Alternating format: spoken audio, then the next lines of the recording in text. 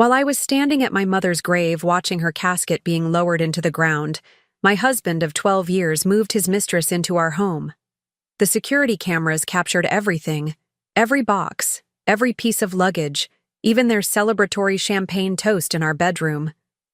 What they didn't know was that I own the security company that monitors our house. 3 days later, when they realized who they were dealing with, the look of terror on both their faces was absolutely priceless. Before we jump back in, tell us where you're tuning in from, and if this story touches you, make sure you're subscribed. Because tomorrow, I've saved something extra special for you. The call came on a Tuesday morning. I was in the middle of a quarterly review at my security firm, Secur, when my phone lit up with my sister's number. Sarah never called during work hours unless it was an emergency. The moment I heard her broken voice, I knew something terrible had happened. "It's Mom," she whispered through tears. "She's gone." The conference room around me blurred. My mother, my rock, my confidant, my biggest supporter, had passed away suddenly from a stroke. Even at 62, she had been vibrant, full of life, always planning her next adventure. Now she was gone, and the world seemed to tilt on its axis. "I need to go," I told my team, gathering my things with trembling hands. "Family emergency." My COO, Vanessa, nodded knowingly. "We've got this, Emily. Take all the time you need." I called my husband Ryan on the drive to my sister's house. His response was everything I needed in that moment. Concern, comfort, promises to handle everything at home while I dealt with the funeral arrangements. "Don't worry about anything here," he assured me, his voice steady and calming. "I'll take care of everything. You just focus on your family." I believed him. After 12 years of marriage, why wouldn't I? Ryan had always been my safe harbor, the person who stood by me when I started SecurView from nothing but a business plan and determination. He'd been there through the sleepless nights and financial uncertainties, celebrating each milestone. As the company grew from a small local business to a regional security powerhouse with over 50 employees, the next few days passed in a blur of funeral arrangements, well-meaning visitors, and paperwork. I stayed at Sarah's house, finding comfort in sorting through our mother's belongings together and planning a service that would honor her vibrant spirit. Ryan checked in daily, his messages filled with concern and support. "How are you holding up?" he'd text. "Don't rush back. Everything's fine at home." I was grateful for his understanding, for the space to grieve without worrying about what was happening back at our house. If only I had known what "everything's fine" really meant. The day of the funeral dawned bright and clear, the kind of beautiful spring day my mother would have appreciated.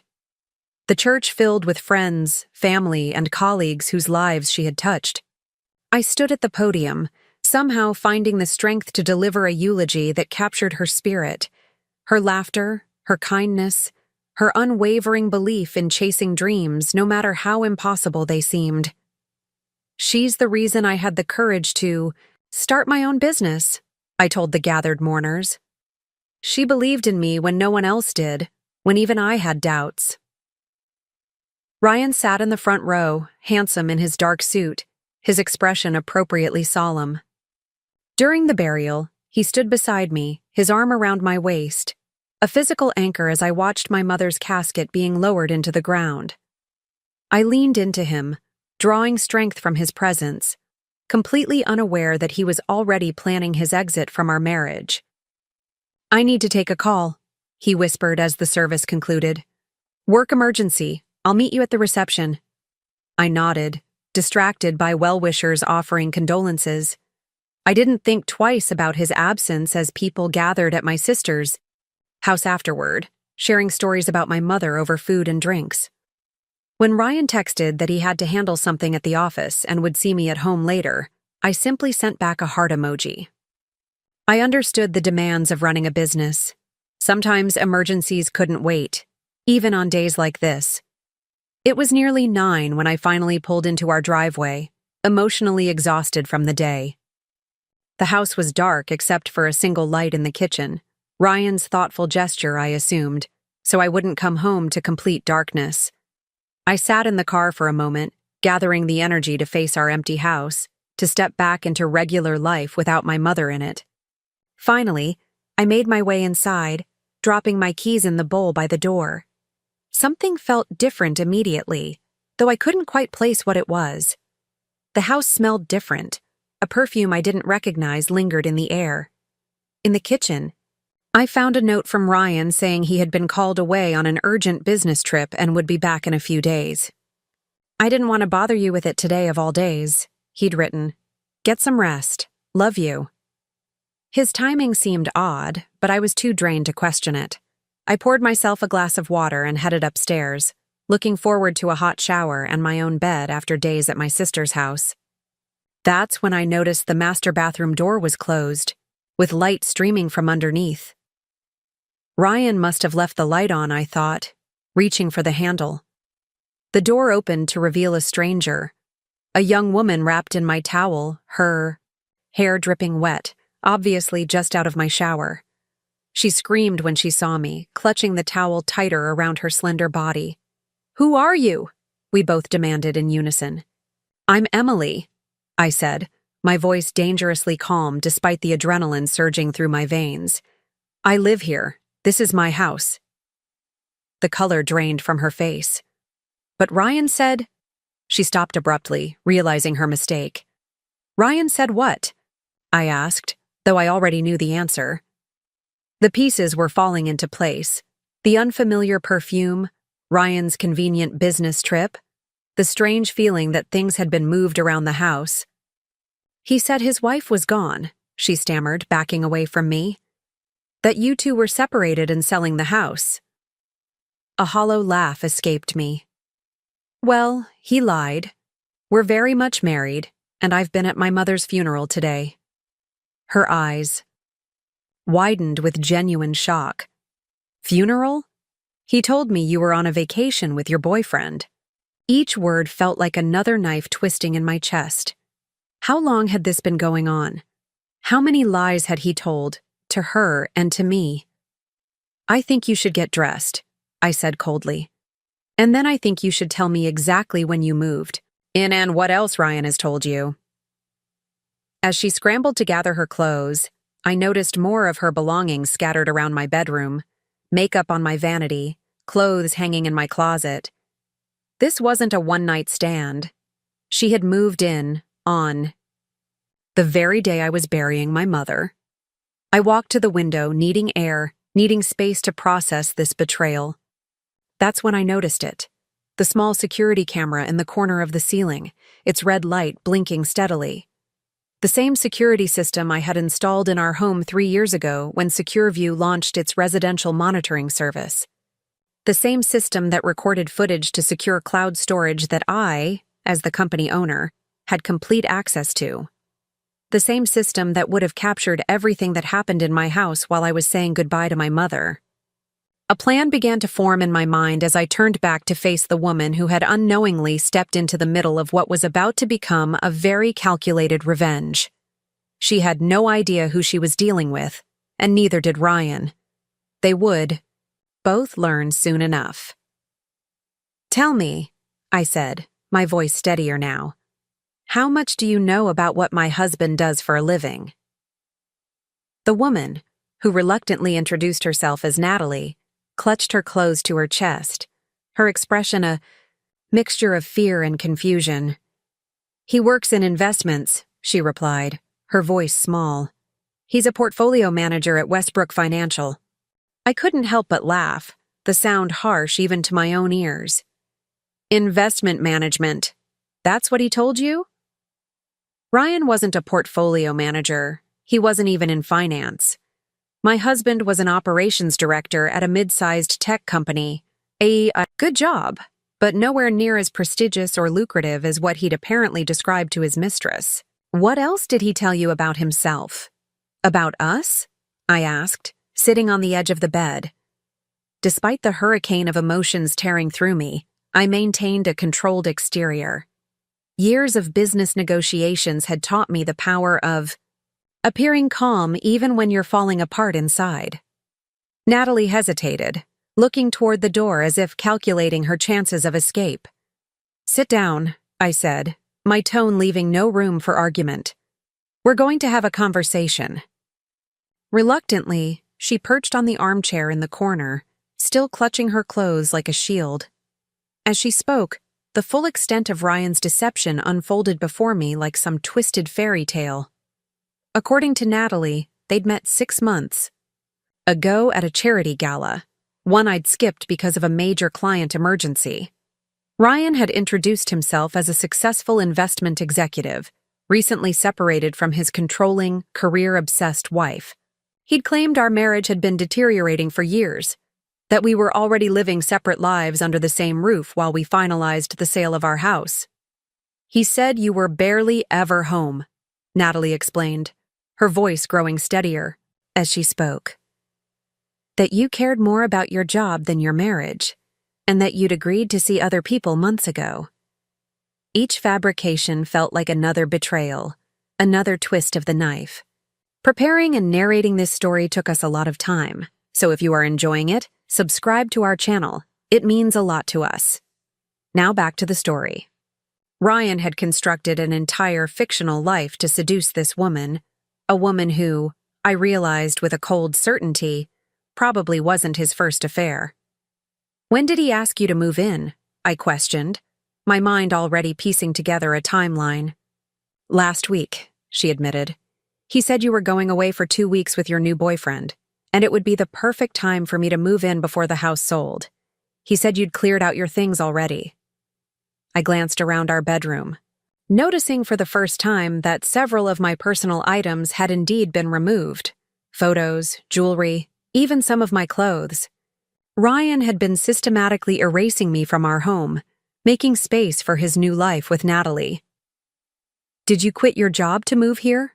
I asked, a suspicion forming. Her silence confirmed it before she even spoke. I gave notice last Friday. Ryan said I wouldn't need to work anymore, that he'd take care of everything. Of course he did. Looking at Natalie more closely, I could see why Ryan had chosen her. Young, probably mid-20s, a decade younger than me, with the kind of effortless beauty that made men like Ryan feel powerful. She seemed intelligent but trusting, the type who would believe in love stories and grand romantic gestures. Where did you live before? I continued my questioning. West Side Heights, she replied, naming an area across town known for its artist. Community and affordable apartments. I was sharing with 2 roommates, so she had nowhere to go back to. Ryan had calculated everything, ensuring she'd be completely dependent on him. The more Natalie revealed, the clearer the picture became. Ryan hadn't just betrayed me with an affair. He'd been meticulously planning to replace me entirely, to step seamlessly from one life to another without consequences. He's been lying to you, I said finally, my voice steady despite the anger building inside me. About everything. He doesn't work in investments. The house isn't for sale, and until about 20 minutes ago, our marriage wasn't over. Natalie's face crumpled. But he showed me bank statements, investment portfolios. Fabricated, I replied simply. Ryan makes a good salary, but nothing like what he's apparently promised you. Why would he? She began, but stopped, realization dawning. Oh God, I've been so stupid. For a brief moment, I almost felt sorry for her. Almost. But then I remembered that while I was delivering my mother's eulogy, she was moving into my house, sleeping in my bed, planning a future with my husband. I think you should call a friend, I said, standing up. You need to be gone before Ryan gets back. Natalie nodded, tears welling in her eyes. I'm so sorry. I didn't know. Save it. I cut her off. Just get your things and go. As she hurriedly dressed and began gathering her belongings, I walked to our home office and unlocked my laptop. With a few clicks, I accessed the Secur View client portal and pulled up our home system. The interface showed all cameras active and recording, front door, back door, main living areas, and yes, the master bedroom and bath. It was all there, time-stamped and backed up to our secure server. I scrolled back through the footage, my stomach churning as I watched Ryan and Natalie enter our home earlier that day, while I was standing at my mother's grave. The cameras had captured their arrival, boxes of her belongings being carried in, and Ryan giving her a tour of their new home. I forced myself to keep watching as they celebrated with champagne, my champagne, from the case I'd been saving for Secure View's upcoming anniversary, and then christened what Ryan called their bedroom in the most intimate way possible. By the time Natalie emerged from the bedroom with a hastily packed suitcase, I had seen more than enough. I closed the laptop, a strange calm settling over me. This wasn't just about an affair anymore. It was about elaborate deception, calculated cruelty, and the complete disregard for our 12 years together. "I've called an Uber," Natalie said, her voice small. "It'll be here in 5 minutes." I nodded, standing up. "Before you go, there's something you should know." I walked her to the front door, where a small Secure View logo was discreetly affixed near the doorbell, something Ryan had apparently never bothered to explain to her. "See this?" I pointed to the logo. "This is my company. I founded it. I run it. And every security camera in this house reports directly to servers that I control." Her eyes widened as understanding dawned. "You mean, everything that happened here today, everything, is recorded. And unlike what my husband told you, I'm not some workaholic wife he's outgrown. I built a security empire from nothing, and I know exactly how to use it." The color drained from her face. "What are you going to do?" Before I could answer, headlights swept across the front of the house. Ryan's car pulled into the driveway, returning far earlier than expected.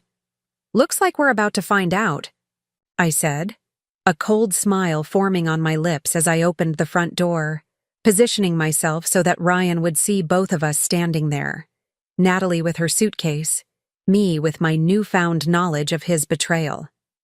As he stepped out of his car, the look of shock on his face confirmed what I already knew. He never expected to get caught. He never expected me to come home early, and he certainly never expected to face consequences for what he'd done. But I was about to show him exactly who he was dealing with.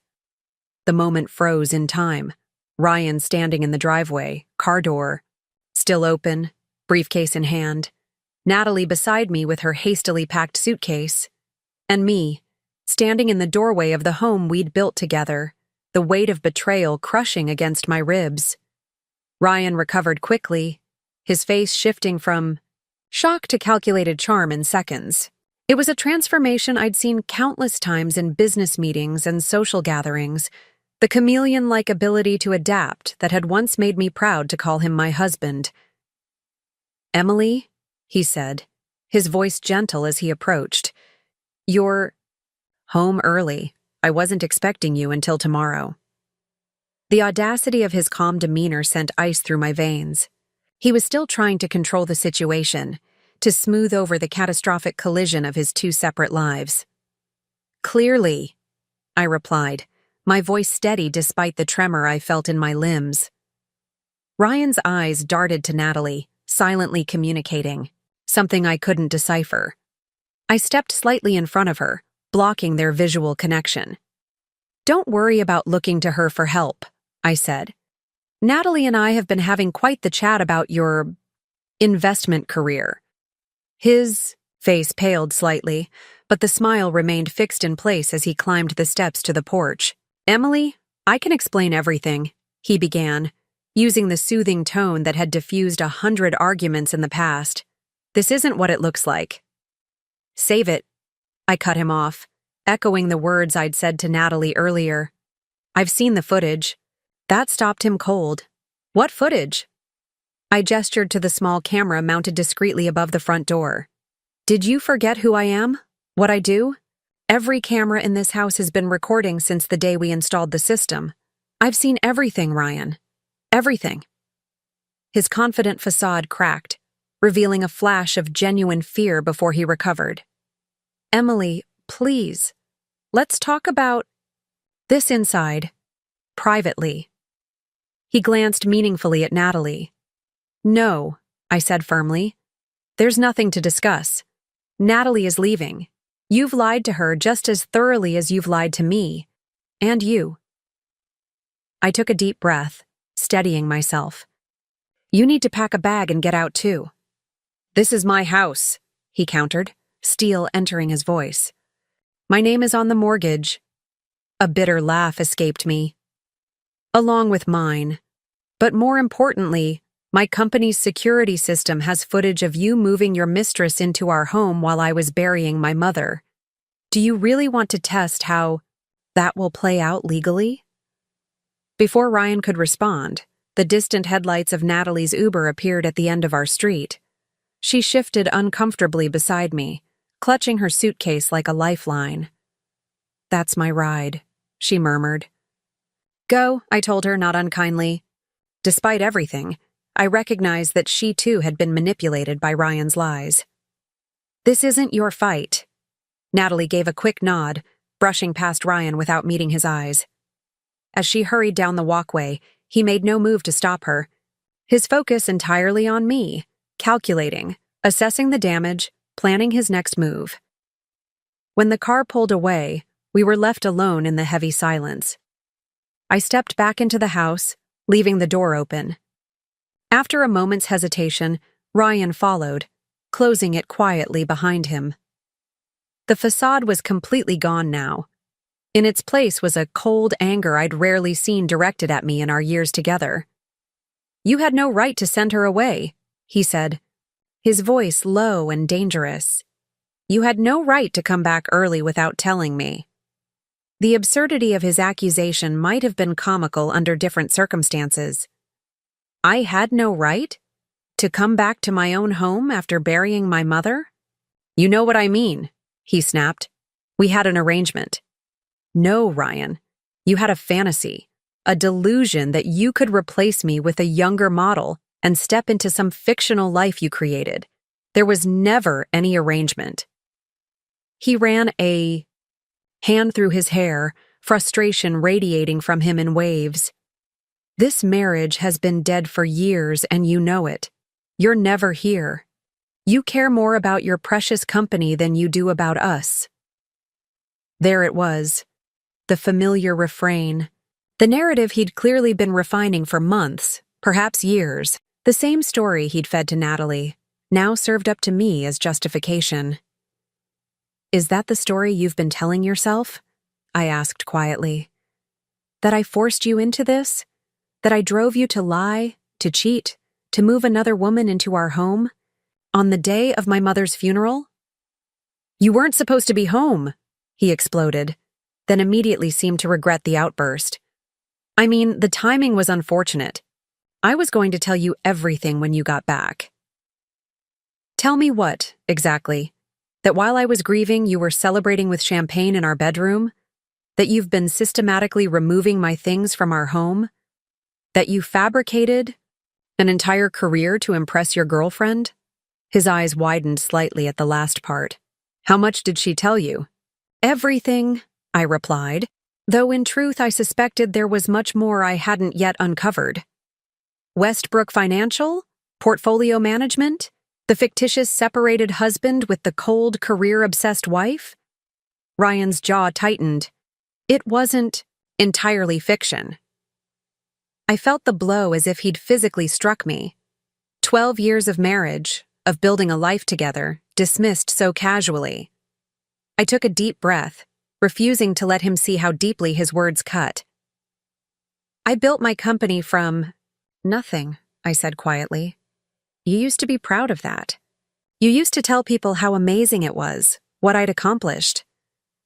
"That was before it took over your life," he countered. "Before you missed every dinner, every vacation, every chance to be a real couple." I shook my head, memories flooding.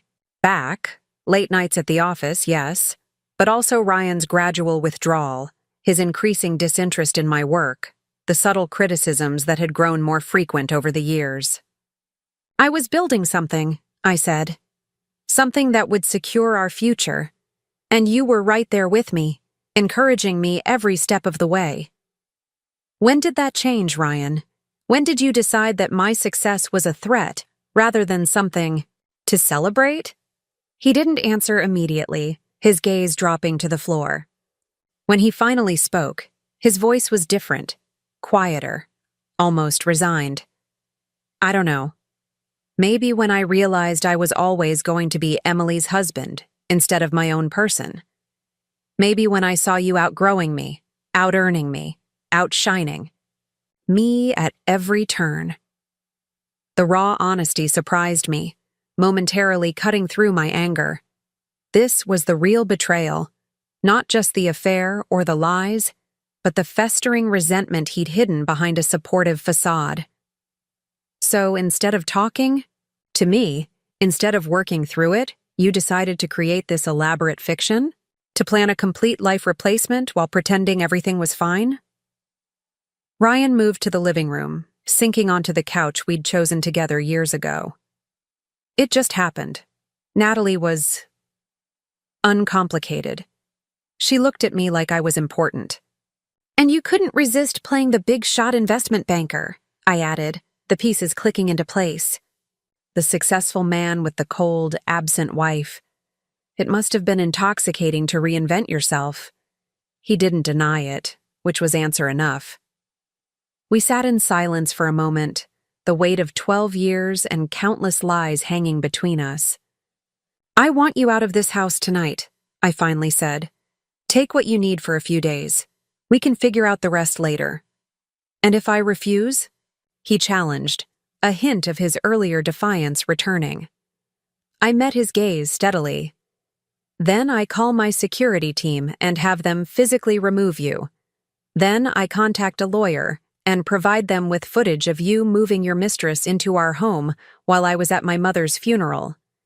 Then I make sure every mutual friend, every colleague, and every family member knows exactly what you did and when you did it. The color drained from his face. You wouldn't. Try me, I replied, my voice ice. You have no idea what I'm capable of right now. Ryan stood slowly, the fight visibly leaving him. I'll get some things. As he climbed the stairs to our bedroom, I remained in the living room, my body rigid with tension. The emotional hurricane that had been building since I found Natalie in my bathroom threatened to overwhelm me now that I was alone. I wanted to scream, to break things, to collapse in tears. But I wouldn't give Ryan the satisfaction of seeing me fall apart. When he returned 20 minutes later with a duffel bag, his expression was carefully neutral. We need to talk about this when things are calmer, he said. About the house, the accounts, everything. We will, I agreed. Through lawyers. He flinched slightly at that, then nodded. For what it's worth, I am sorry about your mother. I know how close you were. The sincere condolence amid everything else was so unexpected that tears threatened to surface. I swallowed hard, refusing to let them fall. Just go, I whispered. After he left, the house fell into a heavy silence. I moved methodically through the rooms, cataloging evidence of Natalie's brief residence, a scarf draped over a chair, a novel on the coffee table, a bottle of perfume in the bathroom. In our bedroom, I found several empty spaces in my closet where my clothes should have been, confirming that Ryan had indeed been systematically removing my presence. I sat on the edge of the bed, our bed, where hours earlier Ryan and Natalie had christened their new beginning. The thought sent a fresh wave of nausea through me. Reaching for my phone, I called the one person I knew I could trust. Vanessa, it's Emily. I need a favor. Within an hour, 2 of SecureView's most discreet security specialists were at my house, efficiently changing every lock, reprogramming the security system, and conducting a thorough sweep for anything Ryan might have left behind. As they worked, I sat at my desk, methodically downloading and backing up every second of footage from the past week. The evidence of Ryan's betrayal was safely archived, ready if I needed it. My emotional processing would have to wait. Right. Now, I needed to secure my home, my business, and my future. By the time dawn broke, I had a new security protocol in place, a consultation scheduled with the city's most ruthless divorce attorney, and a determination that had replaced the initial shock and pain. Ryan thought he could discard me for a newer model, erase me from my own home while I was at my most vulnerable. He was about to learn how catastrophically he had underestimated the woman he married. The next morning, I woke up alone in my bed for the first time in years. The house felt different, emptier, but somehow lighter too, as if a weight had been lifted. I'd slept surprisingly well, the exhaustion of grief and betrayal pulling me under despite everything that had happened. As I stood in the shower, letting hot water wash over me, memories flooded back, not just of yesterday's nightmare, but of the journey that had brought me here. How had we gone from being partners, best friends, lovers, to this?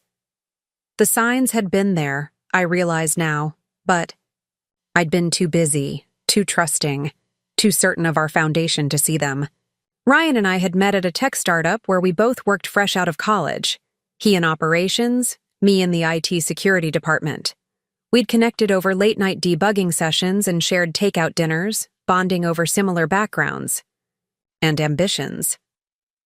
He'd been my biggest cheerleader when I first floated the idea of starting my own security firm, spending countless nights helping me refine my business plan and pitch deck. "You're going to be amazing," he'd said the night before. My first investor meeting. "They'd be fools not to fund you." 6 months later, with seed funding secured and my first small office leased, I'd proposed to him. It wasn't traditional, but neither was our relationship. I'd taken him to the rooftop where we'd had our first kiss and asked if he'd build a life with me. "I want a partner," I'd told him. "Someone who celebrates my wins and helps me through my losses. Someone who isn't threatened by my ambition but inspired by it." He'd said yes without hesitation, pulling me into his arms and spinning me around the rooftop. "We're going to take on the world together," he'd promised. For the first few years, that promise had held true. While I built SecurView from a 3-person operation into a growing regional player, Ryan supported me through every setback and celebrated every victory. He'd been there for the first major contract signing, bringing champagne to the office and taking the entire tiny team out to dinner. He'd held me through the night when our biggest early client unexpectedly dropped us, assuring me that it was their loss and we'd bounce back stronger. When had that changed? I tried to pinpoint the moment, the turning point when his support had begun to curdle into resentment. Maybe it was 5 years ago, when SecurView landed our first government contract, a security overhaul for county buildings that put us on the map as a serious contender. I remembered coming home ecstatic, wanting to share the news with Ryan, only to find him distant, congratulating me with a perfunctory kiss before mentioning that he'd been passed over for a promotion that same day. "It's fine," he'd said when I tried to talk about it. "Let's focus on your win instead." But we never really had focused on his loss, had we? I'd been so caught up in the whirlwind of scaling the business that I'd accepted his dismissal at face value, failing to see the seed of resentment taking root. Or perhaps it was 3 years ago, when I was featured in a regional business magazine as one of the top 40 under 40 entrepreneurs. The article had emphasized my journey, the challenges I'd overcome as a woman in the male-dominated security industry. There had been a photo spread of me in my office, looking confident and powerful. Ryan hadn't attended the reception, claiming a migraine. When I'd brought home the magazine, excited to show him, he'd flipped through it quickly and set it aside. "They didn't even mention that you're married," he'd commented, his tone light but his eyes hard. "It was about business leaders, not personal lives," I'd replied, confused by his reaction. "Right, just business." The comment had stung, but I'd brushed it off as a momentary jealousy.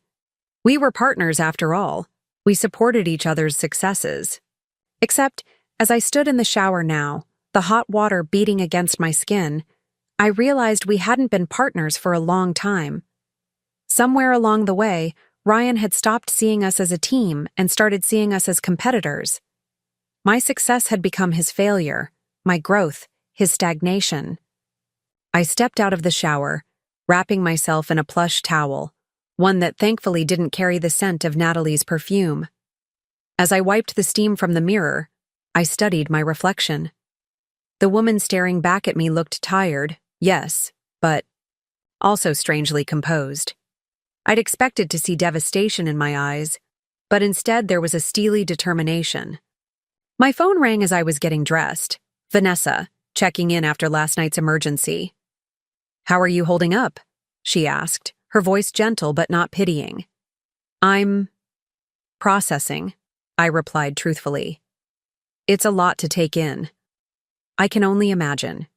"Listen, the team finished the security overhaul around 3 a.m.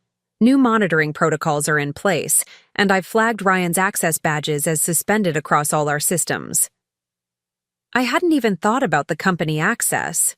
Ryan, as my husband, had been granted keycard entry to all Secure View facilities, something I needed to address immediately.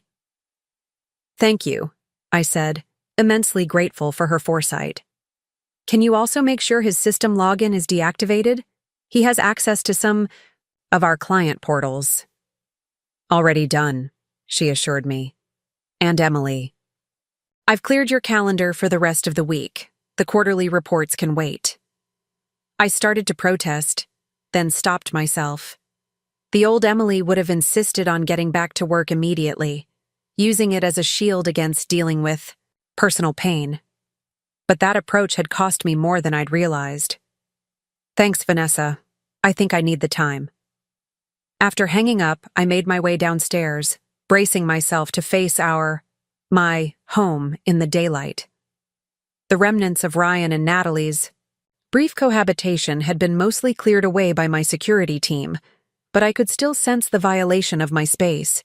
In the kitchen, I found a fresh pot of coffee and a note from Tony, one of my security specialists, letting me know they'd restocked my fridge and taken care of a few household tasks before leaving. I poured myself a cup, oddly touched by the thoughtfulness. Out of habit, I reached for my laptop, then paused. Instead, I took my coffee to the back patio, a space Ryan and I had designed together when we first bought the house. The morning air was crisp, carrying the scent of the jasmine I'd planted along the fence years ago. I hadn't sat out here in months, I realized. Maybe longer. There had always been one more email to answer, one more client to call, one more crisis to manage. Had I really become the absent, work-obsessed wife Ryan had described to Natalie? No, I decided firmly. I had built a successful business, yes, but I hadn't abandoned our marriage. The truth was more complex than the caricature Ryan had created. I thought back to the last few years, the vacations I'd suggested that Ryan had declined, claiming he was too busy, the date nights I'd planned that he'd seemed increasingly bored during, the conversations about our future that had grown shorter and less specific. We had both changed, both retreated into our separate worlds. The difference was that while I had still believed in us, in our partnership, Ryan had been constructing an exit strategy, complete with a younger replacement and a fictional life story. My phone buzzed with a text message. "Ryan, we need to talk. Can we meet for lunch?" The audacity almost made me laugh. Not even a full day had passed, and he was already trying to regain control of the narrative, to shift us into some normalized version of separation, where we could sit across from each other in a restaurant and calmly discuss the dissolution of our marriage. "No," I typed back. "All communication through lawyers from now on." His response came seconds later. "This is childish, Emily. We need to discuss practical matters." I felt a surge of anger at his condescension. "What's childish? Is moving your mistress into our home while I buried my mother. What's childish is creating a fictional career and life story to impress a woman 10 years younger. What's childish is believing you wouldn't face consequences for your actions." I paused, then added, "I have the security footage, Ryan. All of it. My lawyer will be in touch." This time, there was no immediate response. I could imagine him staring at his phone, the full implications of his situation finally sinking in. The security cameras he'd never paid attention to, the ones he'd probably forgotten entirely about in his rush to reinvent his life, had captured every detail of his betrayal. As I sat there, my coffee growing cold, I thought about the parallel tracks our lives had taken. While I'd been building Secur into a respected regional security firm with over 50 employees, Ryan had apparently been constructing elaborate fantasies about who he was and what he deserved. I'd been naive, I realized now. I'd believed. His supportive facade, never looking beneath the surface to see the resentment festering there. I'd missed the warning signs, his increasing disinterest in my company's milestones, his vague answers about his own career aspirations, the gradual, emotional distance he'd attributed to work stress. The realization brought a strange mix of anger and relief. Anger at myself for not seeing what was happening, but relief that the fictional version of our marriage Ryan had created for Natalie, the cold, career-obsessed wife and the long-suffering, neglected husband, wasn't entirely my failure. It was a convenient narrative he'd crafted to justify his actions, both to Natalie and to himself. My phone buzzed again, not Ryan this time, but a calendar notification. My appointment with Patricia Winters, divorce attorney, was confirmed for 2 p.m. I took a deep breath, feeling the first stirrings of something like resolve. The initial shock was fading, replaced by a clear-eyed determination. This wasn't the path I would have chosen for my life. But now that I was on it, I would navigate it with the same strategic focus I'd applied to building my company. Ryan had underestimated me once. I wouldn't give him the opportunity to do so again. As I gathered my things to prepare for the meeting with Patricia, my phone rang again. Sarah, my sister. "Hey," I answered, suddenly realizing I hadn't told her about any of this yet. "Just checking in," she said. "How are you doing after yesterday?" The question, so innocently asked, nearly broke me. Yesterday wasn't just the day after our mother's funeral anymore. It was the day my marriage had imploded, the day I'd discovered the extent of Ryan's betrayal, the day everything had changed. "Sarah," I said, my voice breaking slightly, "there's something I need to tell you." As I explained what had happened, leaving out the most painful details but conveying the essence, my sister's shocked gasps turned to outraged expletives. "That absolute—" She cut herself off. "I can't believe he would do this. And now, when you're already dealing with Mom?" "The timing was intentional," I said quietly. "He thought I'd be gone longer. He was setting up his new life." "I'm coming over," Sarah declared, and I could hear her already gathering her keys. "No, it's okay. I have a lawyer appointment this afternoon, and I need some time to prepare." "Lawyer? Good. Take him for everything he's worth." Despite everything, I found myself smiling at my sister's fierce loyalty. "It's not about money, Sarah. It's about making sure he understands that actions have consequences." "Well, those consequences should definitely include a significantly lighter bank account," she insisted. "Promise me you won't go easy on him, just because you've been together so long." "I promise," I said, realizing as I spoke that I meant it. The Emily who had left for her mother's funeral 4 days ago might have been inclined toward generosity, toward an amicable split that preserved what good memories remained. But that Emily had watched her husband move another woman into their home while she stood at her mother's grave. That Emily had discovered years of festering resentment beneath a supportive facade. That Emily was finished with making things easier for a man who had shown no such consideration for her. "I'm not going to let him walk away from this unscathed," I told my sister. "He's about to learn exactly who he married and who he betrayed." Patricia Winters' office was exactly what I expected from the city's most formidable divorce attorney. Elegant, understated, and quietly intimidating. The walls were lined with law degrees and professional accolades, and the woman herself matched her surroundings perfectly. In her mid-50s, with silver-streaked dark hair and penetrating eyes, she radiated, Competence and control. Mrs. Bennet, she greeted me, extending a hand. Please have a seat. Ms. Harper, I corrected automatically. I never took my husband's name professionally. A hint of approval flickered across her face. Ms. Harper, then. I understand, from our brief call, that you're dealing with a particularly difficult situation.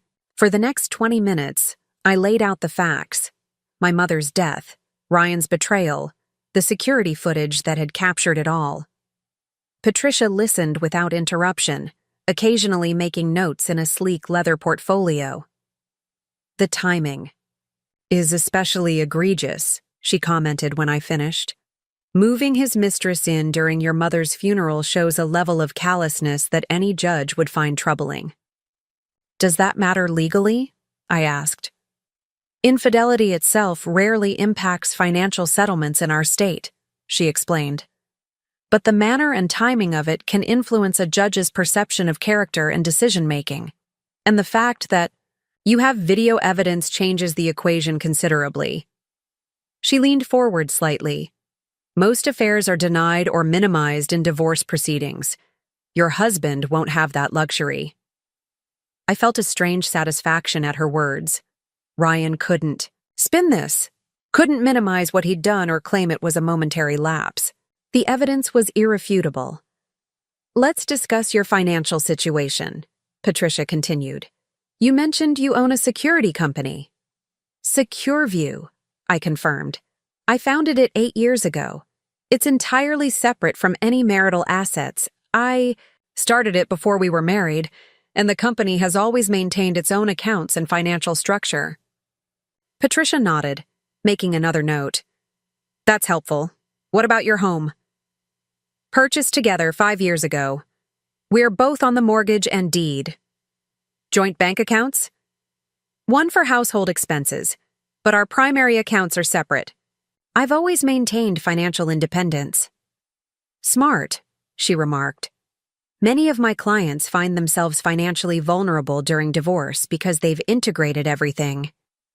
We spent the next hour going through the details, assets, accounts, potential points of contention. Throughout the conversation, I felt my resolve strengthening. This wasn't just about ending a marriage anymore. It was about reclaiming my life and ensuring Ryan faced consequences for his actions. There's one more thing, I said as our meeting was winding down. Ryan works for Meridian Tech. I'm not sure if that matters, but Patricia's expression sharpened. Meridian is one of our clients, not Ryan specifically, but the company uses our firm for various legal matters. Is that a problem? I asked, concerned about a potential conflict of interest. Not for you, she replied with a small smile. It means I have certain insights into company policies that might be useful. For instance, I know that Meridian has a strict morality clause in their executive contracts. Public embarrassment of the company is grounds for termination. The implication was clear. If Ryan's behavior became public knowledge, his job could be at risk. I felt a momentary hesitation. Did I really want to go that far? Then I remembered the champagne toast in our bedroom, the systematic removal of my belongings, the calculated cruelty of timing it all around my mother's funeral. I understand, I said quietly. I'm not suggesting we take that approach immediately, Patricia clarified, but it's leverage you should be aware of. Sometimes the mere possibility is enough to encourage a reasonable settlement. As I left her office with a folder of paperwork to complete, I felt strangely empowered. The fog of shock and betrayal was lifting, replaced by a clear-eyed determination to ensure Ryan didn't simply walk away unscathed. Back in my car, I checked my phone to find 3 missed calls from Ryan and a text message. You're not answering. My calls. This isn't like you, Emily. We need to talk like adults. The condescension in his tone was palpable, even through text. Always the reasonable one, positioning me as emotional and irrational. It was a tactic he'd employed throughout our marriage whenever we disagreed, presenting himself as the calm, logical party while framing my perspective as overly emotional. I didn't bother responding. Instead, I called Vanessa. "How's the office?" "Running?" I asked when she answered. "Everything's under control," she assured me, "though the Westlake contract needs your sign-off before Friday." "I'll come in tomorrow," I decided. Work had always been my sanctuary, the place where I felt most competent and in control. Right now I needed that grounding. "Are you sure? No one expects you back so soon after your mother's—" "I need it, Vanessa," I interrupted gently. "Sitting at home just gives me too much time to think." She understood immediately. "I'll have everything ready for you. And Emily, the team, knows something's happened. Not the details, but they know you're going through a rough time." "What did you tell them?" "Just that you're dealing with a personal matter on top of your mother's passing. They're worried about you." The simple statement brought unexpected tears to my eyes. While Ryan had been constructing narratives about my cold, workaholic nature, I'd built a company where people genuinely cared about each other's well-being. "Thank you," I managed. "I'll see you tomorrow." On the drive home, I took a detour, finding myself pulling into the parking lot of Lakeside Park, a place my mother had loved. We'd spent countless Sunday afternoons here when I was growing up, feeding ducks and talking about everything and nothing. After I started Secur, we'd continued the tradition whenever our schedules allowed, walking the lakeside path while I bounced business ideas off her. I made my way to our favorite bench overlooking the water. The late afternoon sun cast golden light across the lake's surface, and for a moment, I could almost feel my mother beside me. "I wish you were here," I whispered. "I could use your advice right now." But even as I said it, I knew what she would tell me. My mother had always been my strongest advocate, the one who taught me to stand my ground and never let anyone diminish my worth. "Never make yourself smaller to make someone else feel bigger," she told me once, when I was hesitating about applying to competitive tech programs dominated by men. "The right people will celebrate your light, not try to dim it." Ryan had celebrated my light once. Somewhere along the way, he'd started resenting its brightness instead. As I sat by the lake, I felt a shift within me. Grief for my mother mingling with grief for my marriage, but beneath it all, a bedrock of strength she had helped instill in me. I wasn't going to let Ryan's betrayal define me or diminish what I'd built. My phone buzzed again, another text from Ryan. "I'm at the house. Where are you? We need to talk about this like rational people." At the house? After I'd explicitly told him to leave and change the locks. The audacity was breathtaking.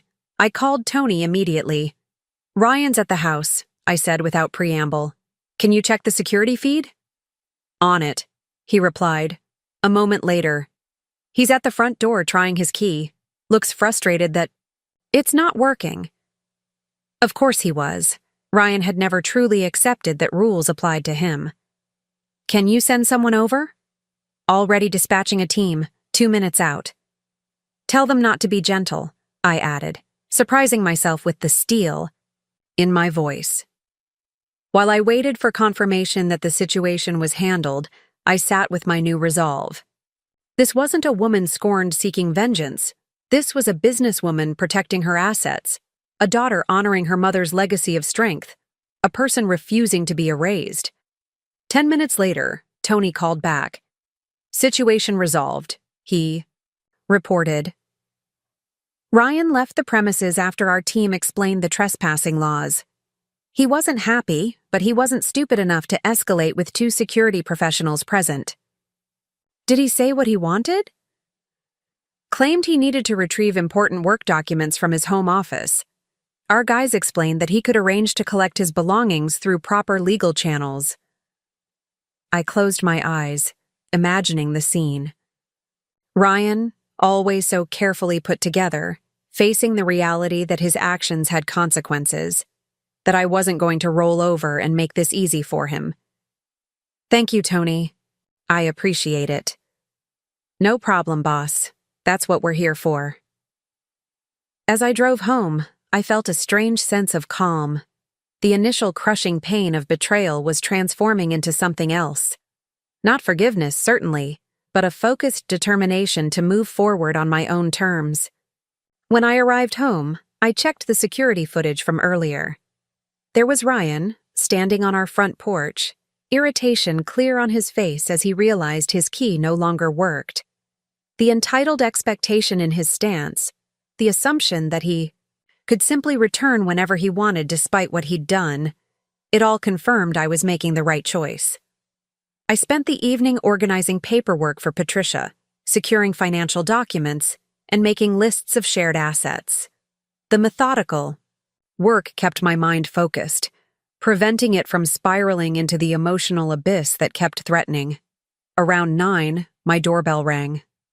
The security app on my phone showed Sarah standing on my porch, a bottle of wine in one hand and an overnight bag in the other. "I know you said not to come," she announced when I opened the door, "but I decided that was ridiculous. You shouldn't be alone right now." For the first time since discovering Natalie in my bathroom, I felt the tension in my shoulders release slightly. "I'm really glad you're here." We settled in the living room with glasses of wine and the comfort of sisterhood. Sarah had always been my fiercest protector, even when we were children. "Have you heard from him again?" she asked after I filled her in on the day's events. "He showed up here earlier. Security turned him away." Sarah's eyes widened. "He had the nerve to come back? After what he did?" "Ryan's always believed he could charm his way out of any situation," I said, finding clarity as I spoke. "He's never faced real consequences for his actions. Until now," Sarah added, raising her glass in a grim toast. "Until now," I agreed, clinking my glass against hers. Later that night, as Sarah slept in the guest room, I sat in my home office reviewing the security footage again. There was something I needed to see, not the betrayal itself, which was seared into my memory, but something specific from the day of my mother's funeral. I found it quickly.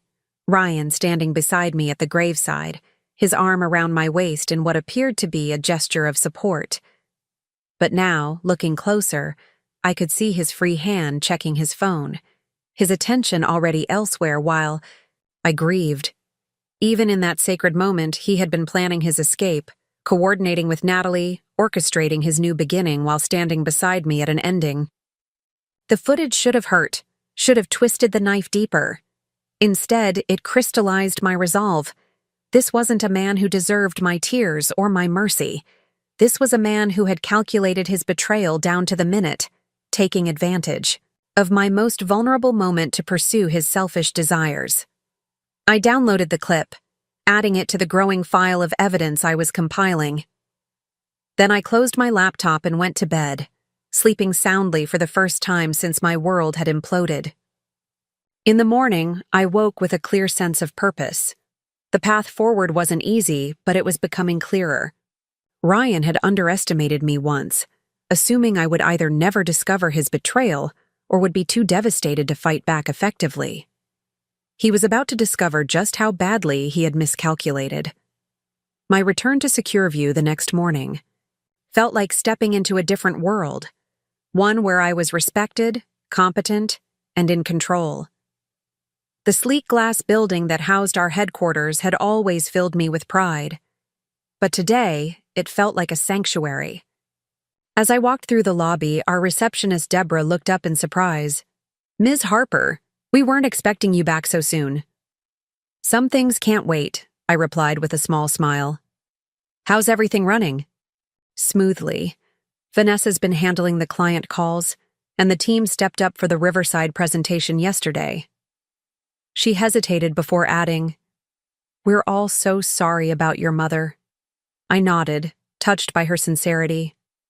"Thank you, Deborah. That means a lot." In the elevator up to our executive floor, I took a deep breath, centering myself. For the next few hours, I would focus exclusively on work. No thoughts of Ryan, Natalie, or the ruins of my personal life. Vanessa was waiting at my office door, tablet in hand. "I didn't expect you this early," she said, falling into step beside me.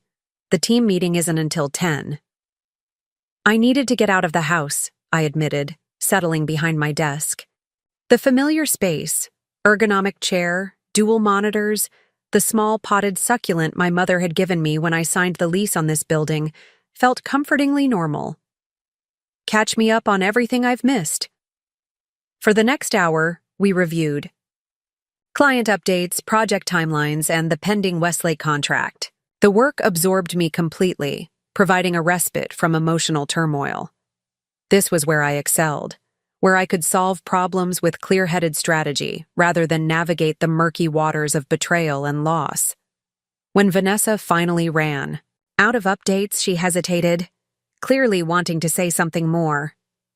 "What is it?" I prompted.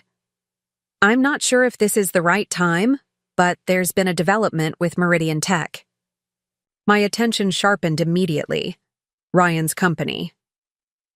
"They've requested a meeting to discuss expanding their security package," Vanessa continued. "Specifically, they want to add personal security monitoring for their executive team."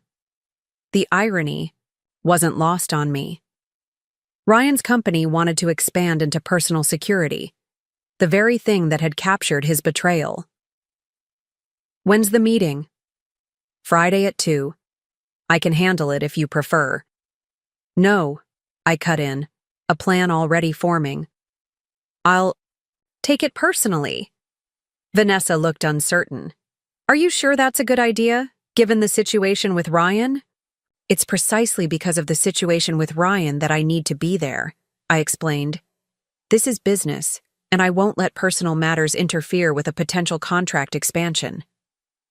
The determined set of my jaw must have convinced her, because Vanessa simply nodded.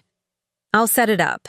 Their Chief Technology Officer, David Keller, will be leading from their side." David. I knew him vaguely from company functions.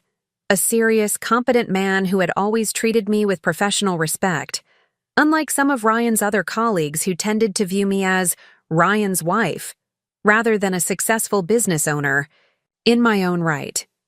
"Perfect," I said, already strategizing.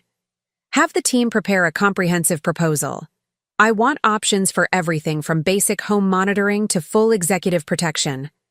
After Vanessa left, I stared thoughtfully at my computer screen. The Meridian meeting wasn't just a business opportunity. It was potential leverage. If I impressed their CTO, if I secured an expanded contract right under Ryan's nose, the message would be clear. I wasn't broken by his betrayal, I was thriving despite it. The team meeting at 10 went smoothly, with my staff professionals hiding any surprise at my quick return behind supportive smiles and focused questions. I found myself genuinely engaged, appreciating their competence and loyalty in a way I perhaps hadn't fully acknowledged before. "Before we wrap up," I said as the meeting concluded, "I want to thank all of you for keeping everything running while I dealt with my mother's passing. It means more than you know to have a team I can count." Hers? The simple acknowledgement seemed to resonate deeply, with several team members visibly moved. In that moment, I realized how false Ryan's narrative had been. I wasn't some cold workaholic who neglected relationships. I had built meaningful connections here, created a company culture of mutual respect and support. Back in my office, I turned my attention to the divorce proceedings. Patricia had emailed a detailed asset worksheet that needed completion before our next meeting. I worked methodically through it, documenting our financial entanglements with clinical precision. Joint checking account, $8,143. 21 house value, current estimate, $765,000 with $420,000 remaining on the mortgage retirement accounts. Separate. Though we'd each named the other as beneficiary vehicles, my Range Rover, paid off, his Tesla, financed. As I cataloged our life together in dollars and cents, I felt a strange detachment, as if I were analyzing a business dissolution rather than the end of a 12-year marriage. Perhaps that was healthier, I reasoned. Emotion would only cloud my judgment, and I needed absolute clarity now. My phone buzzed with a text from Ryan. Emily, this has gone far enough. I've retained counsel. You need to stop freezing me out of my own home. Let's discuss this like reasonable adults before lawyers make it uglier than it needs to be. His persistent framing of himself as the reasonable party, while characterizing my actions as excessive or emotional, was so transparent now. I forwarded the message to Patricia without responding to him directly. At noon, I called Sarah to check in. "How was your morning?" she asked. "Productive," I replied. "Being at work helps. How are things at the house?" "Quiet. I'm going through Mom's photo albums like we talked about." Her voice softened. "Found some great ones of you in your coding camp phase, complete with the purple hair streak." The memory made me smile despite everything. Mom hated that hair. "She got over it when you won that scholarship." Sarah paused. "I miss her, Em." "Me too," I said quietly. The double grief, for my mother and my marriage, felt momentarily overwhelming. "Any word from Ryan?" Sarah asked, changing the subject. Just more texts trying to position himself as the rational one. I hesitated before adding, "I might have an opportunity to secure a major contract with his company." Sarah let out a low whistle. "That would certainly send a message." "It's not about sending messages," I corrected, though we both knew that wasn't entirely true. "It's about not letting personal matters impact business opportunities." "Uh-huh," Sarah replied, unconvinced. "Well, whatever your motivation, I fully support you getting a big fat contract from his company right now." After we hung up, I spent the afternoon in strategic planning sessions for the Meridian proposal. Every detail needed to be perfect, not just because it was good business, but because it was personal in a way I couldn't entirely separate. By late afternoon, I was reviewing security footage from a client's warehouse when Deborah buzzed my office. "Ms. Harper, there's someone here to see you. She doesn't have an appointment, but she's very insistent." A prickle of unease ran down my spine. "Who is it?" "She says her name is Natalie Cooper." "Natalie, Ryan's mistress. Here, at my company." "Send her up," I decided after a moment's consideration. This confrontation was inevitable, and I preferred to have it on my turf, where I was most confident. 5 minutes later, Natalie stood in my office doorway, looking considerably different from the frightened woman I'd found in my bathroom. Her hair was pulled back in a neat ponytail, and she wore a simple blouse and jeans, professional but casual. The fear in her eyes had been replaced by determination. "Thank you for seeing me," she said, remaining standing until I gestured to the chair across from my desk. "What can I do for you, Natalie?" I asked, keeping my voice neutral. She took a deep breath, clearly gathering courage. "I wanted to apologize properly. What happened, what Ryan and I did, was inexcusable." I studied her face, looking for signs of manipulation or insincerity. I found none. Just a young woman who seemed genuinely remorseful. "Why are you here?" I asked directly. "Ryan sent you to plead his case?" "No," she said quickly. "He doesn't know I'm here. We're not speaking anymore." That surprised me. "What happened?" "Reality happened," she replied with a hint of bitterness. "After I left your house that night, I started really thinking about everything.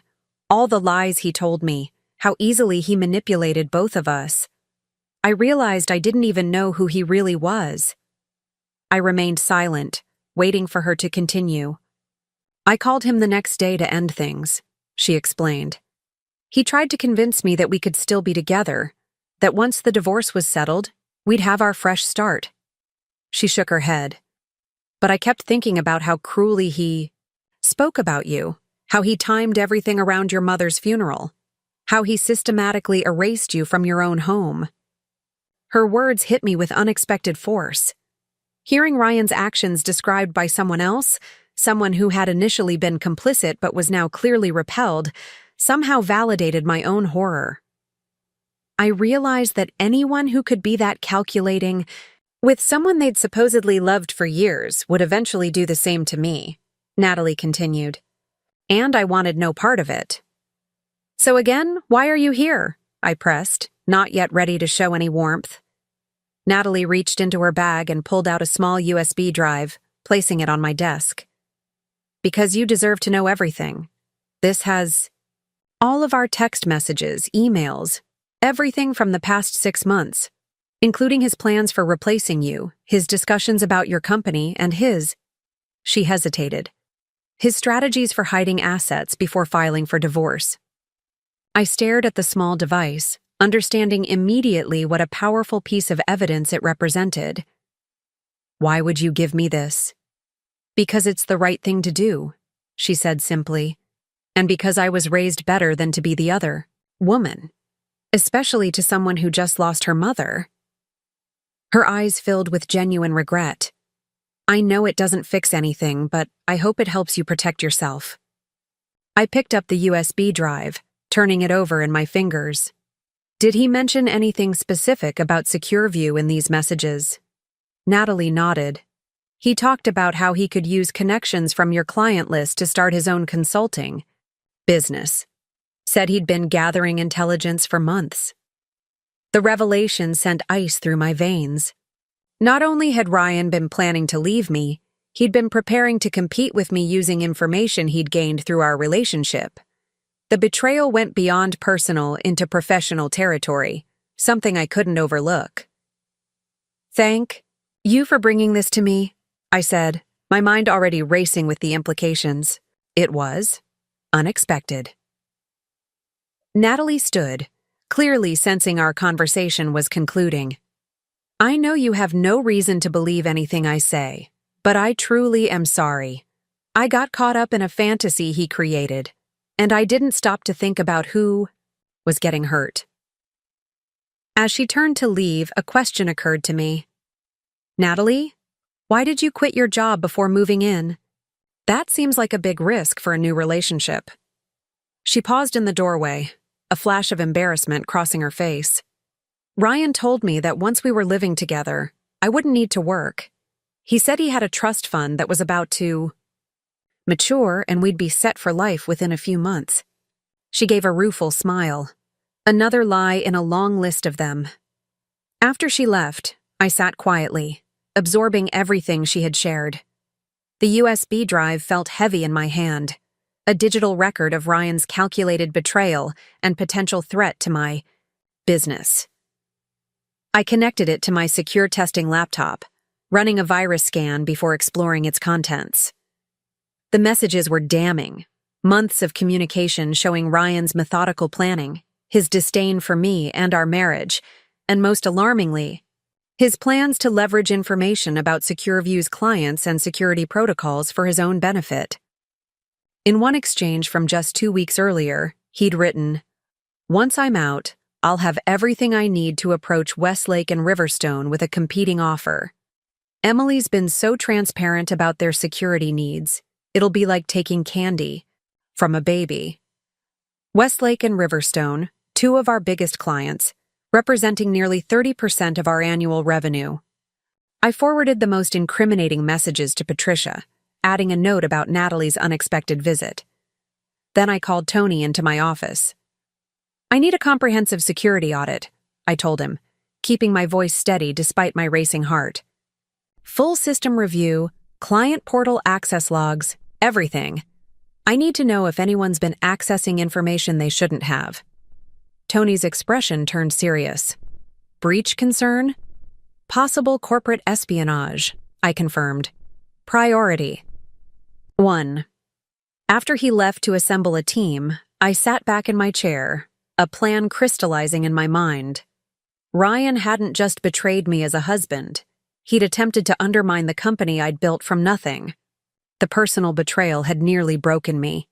But this threat to SecurView, to the livelihood of 50 employees who depended on me, ignited something else entirely. This wasn't just about surviving a divorce anymore. This was about protecting everything I'd built from someone who thought he could simply take what he wanted without consequences. I picked up my phone and called Patricia.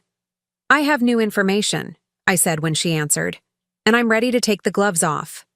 By Friday morning, the pieces of my counteroffensive were falling into place. Tony's security audit had confirmed my worst fears.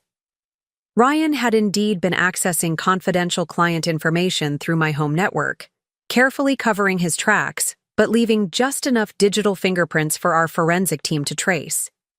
He's good, but not as good as he thinks, Tony explained, walking me through the findings. Found evidence he's been downloading client contracts, security protocols, even our pricing structures. For how long? I asked, my stomach tightening. Based on the logs, about 8 months, escalating in the past 3.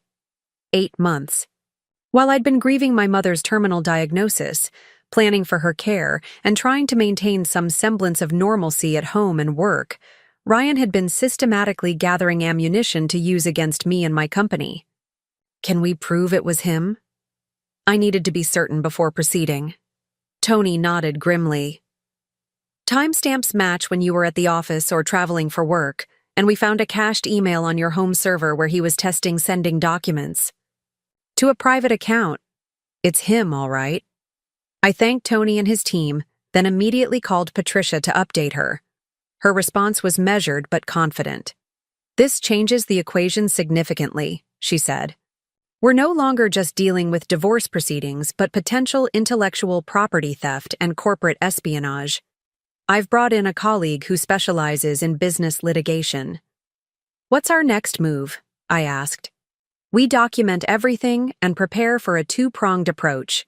In the divorce, we use this as leverage to secure a more favorable settlement. For the business side, we prepare cease and desist orders and possibly an injunction. And the Meridian meeting today? The irony of meeting with Ryan's company, while uncovering his plot against mine, wasn't lost on me. Proceed as planned, Patricia advised. No indication of hostile action yet. But be prepared. If we move against Ryan legally, his employer will eventually become aware of the situation. After hanging up, I prepared for the Meridian meeting with renewed purpose. What had started as a desire to prove my resilience had transformed into a strategic necessity. Securing this contract wouldn't just be personally satisfying, it would strengthen SecureView's position against whatever Ryan was planning. The meeting was scheduled for our largest conference room, with David Keller and 2 other Meridian executives. Expected. I arrived early, reviewing our proposal one last time, and centering myself for what was certain to be a delicate balancing act. Vanessa joined me, sensing my tension. Everything okay? Just focused, I replied, not ready to share the full extent of Ryan's betrayal. This contract is important. She squeezed my shoulder gently. You've got this. No one does security better than you. The Meridian team arrived precisely at 2, David Keller leading the way, followed by their head of operations and chief financial officer. Conspicuously absent was Ryan, who, as operations director, would normally attend such meetings. I couldn't decide if his absence was a relief or a disappointment. Ms. Harper, David greeted me with a firm handshake. Thank you for making time. For us. I know it's been a difficult week for you. I raised an eyebrow, wondering how much he knew. I was sorry to hear about your mother's passing, he clarified, seemingly genuine. Ryan mentioned it at our Monday staff meeting. Of course, he had. Ever the concerned husband in public, even as he plotted to replace me in private. Thank you, I replied simply. Shall we get started? The meeting proceeded smoothly, with my team presenting our comprehensive security package for Meridian's executive staff. The proposal included home security systems, personal device protection, and travel security protocols, all areas where SecureView excelled. David and his team were attentive and engaged, asking detailed questions about implementation timelines and technical specifications. As we moved into the financial portion of the presentation, the CFO leaned forward with particular interest. These monitoring packages, they're significantly more robust than what we've seen from other vendors. We pride ourselves on comprehensive protection, I explained. Our systems don't just record intrusions, they predict and prevent them. And the data? David asked. How secure is it? I met his gaze directly. Every piece of information is encrypted and stored on our private servers. No third-party access, no cloud vulnerabilities. We protect your security data with the same rigor we apply to government contracts. The implied comparison to our government work wasn't subtle, and I could see it had the desired effect. Meridian's executives exchanged impressed glances. And you personally oversee the security protocols? David continued. I designed them, I confirmed. Every client receives customized protection based on their specific vulnerability profile. Nothing off the shelf. As the meeting concluded, I could sense we'd made an impact. David lingered, after his colleagues left, clearly wanting a private word. I have to say, Emily, your reputation is well-deserved, he said once we were alone. Ryan's always spoken highly of your work, but I'm even more impressed having seen your operation firsthand. The mention of Ryan's apparent praise surprised me. Has he? David nodded, a curious expression crossing his face. Always, though recently. He paused, seemingly weighing whether to continue. He's been different lately, distracted, secretive, about some personal project he's working on. My pulse quickened, but I kept my expression neutral. People go through phases, I offered non-committally. True, David agreed. Though in Ryan's case, I'm concerned it's affecting his work. He missed a major deadline last week, something completely out of character for him. The timing aligned perfectly with when he'd moved Natalie into our home. I felt a grim satisfaction knowing his personal betrayal was already having professional consequences. I'm sure he'll sort it out, I said, gathering my materials. In the meantime, we'd be delighted to implement Meridian's executive security package. My team can start as early as next week. David extended his hand. Consider it done. I'll have contracts sent over by Monday. After he left, Vanessa practically bounced into the conference room. We got it. David already texted his assistant to initiate the paperwork.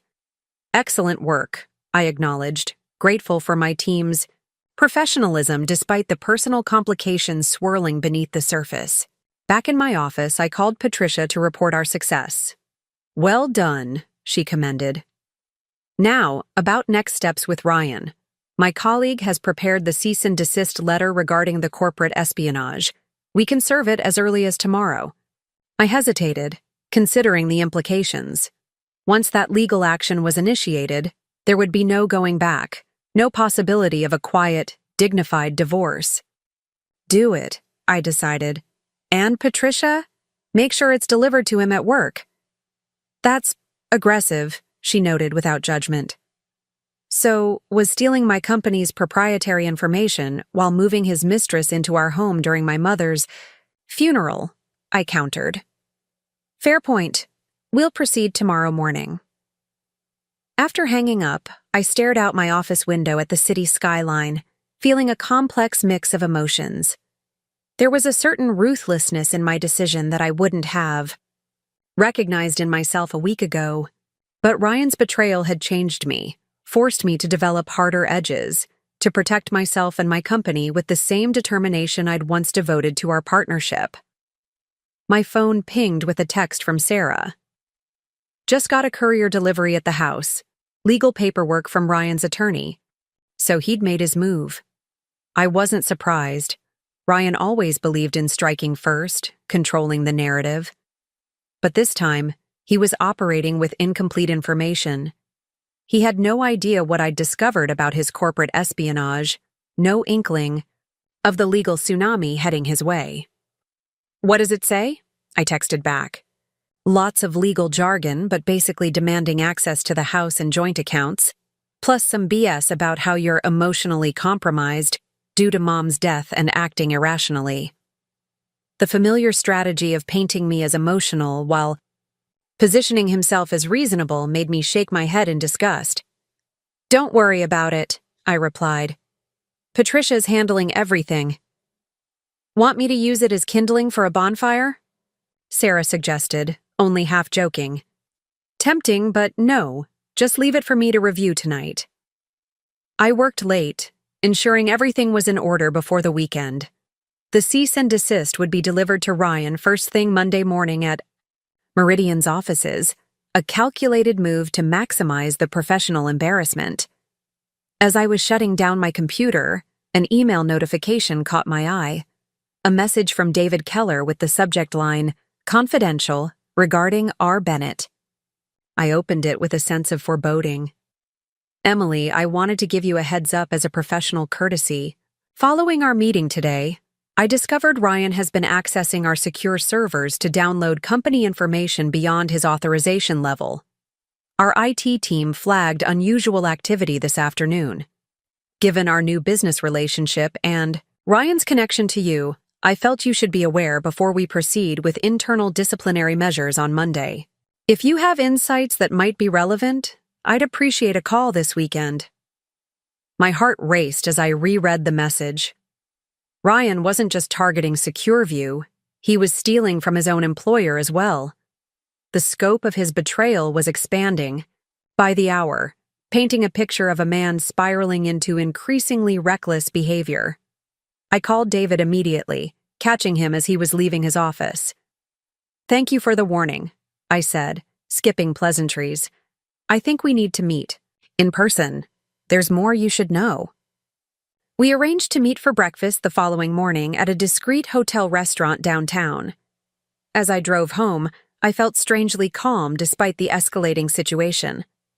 The pieces were falling into place, creating a clearer picture of Ryan's plans and his inevitable downfall. Sarah had dinner waiting when I arrived home.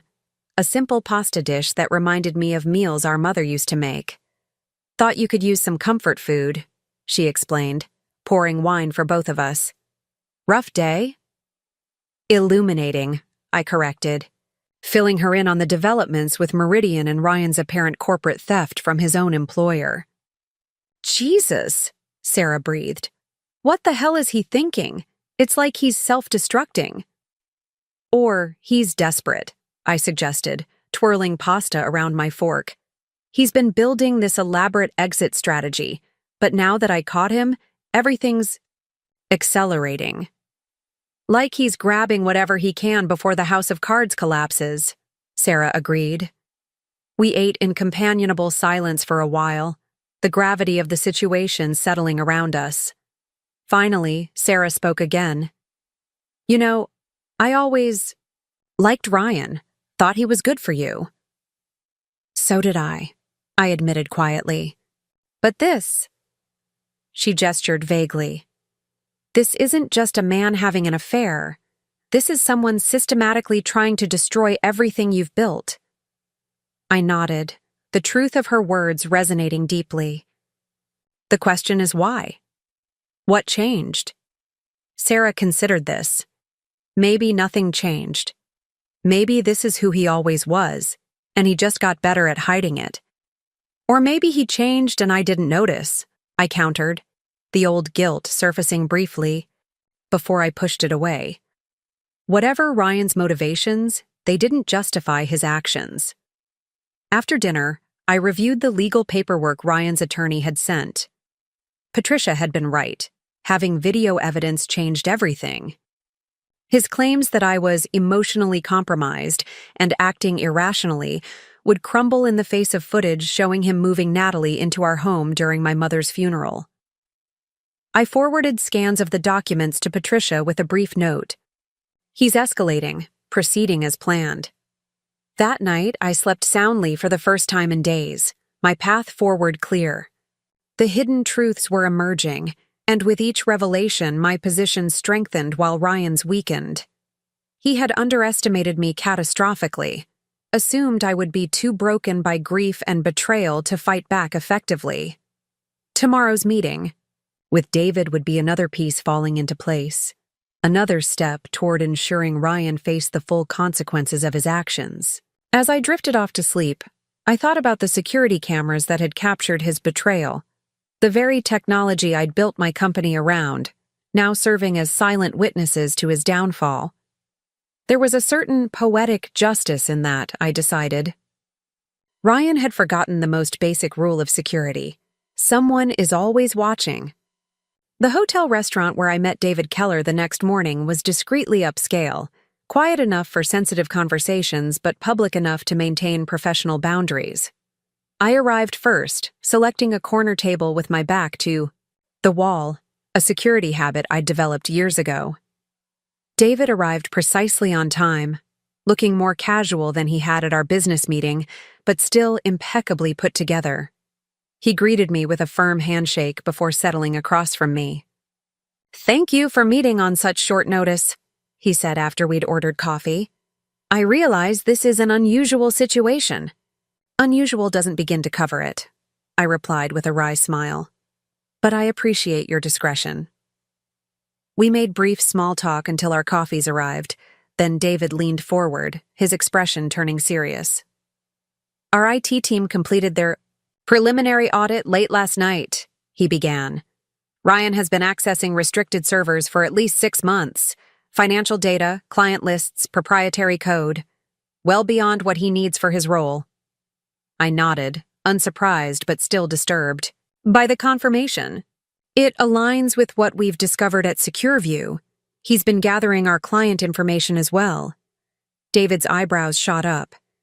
"You've been investigating him too?" "Not initially," I explained, choosing my words carefully. "We discovered the breach while performing routine security upgrades after." I hesitated, unsure how much personal information to share. "After your separation?" David supplied. So Ryan had told them we were separated. Another half-truth in his carefully constructed narrative. "Something like that," I conceded. "What I can tell you is that Ryan appears to have been systematically gathering proprietary information from both companies. We've compiled substantial evidence which I'd be willing to share if it would help your investigation." David looked troubled. "Do you have any insight into his motivation? Industrial espionage? Planning to go to a competitor?" "I believe he was planning to launch his own consulting business," I said, thinking of the messages Natalie had provided. "Using the combined expertise and client lists from both our companies as his foundation." "Bold," David muttered, "and incredibly illegal." The server interrupted to take our breakfast orders. Once she departed, David continued. "Meridian takes intellectual property theft extremely seriously. We'll be terminating Ryan's employment on Monday and pursuing all available legal remedies." I nodded, appreciating his directness. Secur will be serving him with cease and desist orders regarding our proprietary information at the same time. David looked surprised. "Monday? 9 a.m. We've arranged for delivery at your offices, actually. I apologize for not mentioning." "It's sooner." "It was already in motion before I received your email." A smile ghosted across his face. "Coordinated strike. Efficient." "We do specialize in security," I reminded him. We ate breakfast, discussing the technical details of Ryan's data theft and potential collaboration between our legal teams. By the time we finished, we had a clear plan for information sharing and aligned strategy. "There's one more thing," David said as we prepared to leave. "I'm not sure if it's relevant, but Ryan recently approached our CFO about a significant advance on his bonus, claimed he had unexpected medical expenses for a family member." The lie made me go cold. While I had been actually dealing with my mother's medical bills and funeral arrangements, Ryan had been using fictional medical emergencies to fund whatever he was planning next. "When was this?" I asked. "About 3 weeks ago." He seemed desperate, which was unusual. Ryan's always been financially stable. Another piece of the puzzle clicked into place. 3 weeks ago was when he'd convinced Natalie to quit her job and began planning their new life together. He'd needed cash to set their plan in motion. "That's helpful information," I said, not elaborating further. "Thank you." As we parted ways outside the restaurant, David stopped me with a gentle touch on my arm. Emily, I don't know exactly what's happening between you and Ryan personally, but if there's anything Meridian can do to support you through this process, please let me know. The unexpected kindness caught me off guard. I appreciate that, David. And for what it's worth, he added, the Ryan Bennett I've seen these past few months isn't the man I thought I knew. Whatever's going on with him, it's not a reflection on you. I nodded, strangely moved by his insight. Thank you. On the drive home, I called Patricia to update her on the meeting with David. She was impressed with the development. This is better than we could have hoped, she said. Coordinated legal action from both companies significantly strengthens our position. What should I expect on Monday? I asked. Drama, she replied bluntly. Once Ryan is served at work and realizes Meridian is moving against him simultaneously, he's likely to react strongly. Are you prepared for that? I thought about it honestly. Was I ready for Ryan's wrath when he realized his carefully constructed exit strategy was collapsing around him? Yes, I decided. I've been dealing with his manipulation for months without knowing it. At least now I can face it head on. The rest of the weekend passed in a strange haze of anticipation. Sarah and I spent Sunday at our mother's house, continuing the bittersweet task of sorting through her belongings. The grief felt different now, still raw, but somehow cleaner than the complicated emotions surrounding Ryan's betrayal. What do you think Mom would say about all this? Sarah asked as we packed photo albums into storage boxes. I considered the question seriously. She'd be furious with Ryan, I said finally, but she'd tell me not to let his actions define me. Sarah nodded, a sad smile playing at her lips. And she'd remind you that you're stronger than you think. That was her favorite line, I agreed, feeling a fresh wave of loss. I wish she was here. She is, Sarah said simply, tapping my chest, right where she always told us to find strength. Sunday evening, I prepared for the week ahead with methodical focus. I laid out my most confident outfit for Monday, AI's tailored navy suit that had always made me feel powerful. I reviewed the cease and desist documentation one final time and checked in with Tony about additional security measures at the office. We've revoked all of Ryan's digital access, he confirmed, and I've assigned 2 of our best people to monitor for any attempted breaches or unusual activity. Thank you, I said. And Tony, I appreciate everything you and the team have done this week. Above and beyond doesn't begin to cover it. That's what family does, he replied simply. No one messes with one of our own. His words stayed with me as I tried to sleep that night. Family. While Ryan had been plotting to dismantle everything we'd built together, I had been surrounded by people who genuinely cared. My sister, my team at Secur, even professional acquaintances like David Keller. The contrast couldn't have been starker. Monday morning arrived bright and clear. I dressed carefully, applied my makeup with precision, and drove to the office earlier than usual. The calm before the storm. Vanessa met me in the lobby, coffee in hand. Ready for today? As I'll ever be, I replied, accepting the cup gratefully. Tony briefed the security team. We're prepared for any disruptions. I nodded, appreciating their foresight. Ryan had always had a temper when cornered, and today he would be facing the collapse of his carefully constructed plans. At precisely 9:05 a.m., my phone rang. Patricia. The papers have been served, she reported. Our courier confirmed delivery at Meridian's reception desk 5 minutes ago. I took a deep breath. Now we wait. I didn't have to wait long. At 9:17, Ryan's name flashed on my phone screen. I declined the call, following Patricia's advice not to engage directly. Seconds later, a text appeared. What the hell do you think you're doing? Call me immediately. I forwarded the message to Patricia without responding and continued with my morning meetings. By 10:30, Ryan had called 6 more times and sent a dozen increasingly angry texts. Each went unanswered. Each was documented for our case. Just before noon, Deborah buzzed my office. "Ms. Harper, Ryan Bennett is in the lobby demanding to see you. Security has intercepted him, but he's causing quite a scene." I closed my eyes briefly, centering myself. "Tell security to escort him out. If he refuses to leave, they should call the police." "Already done," she assured me.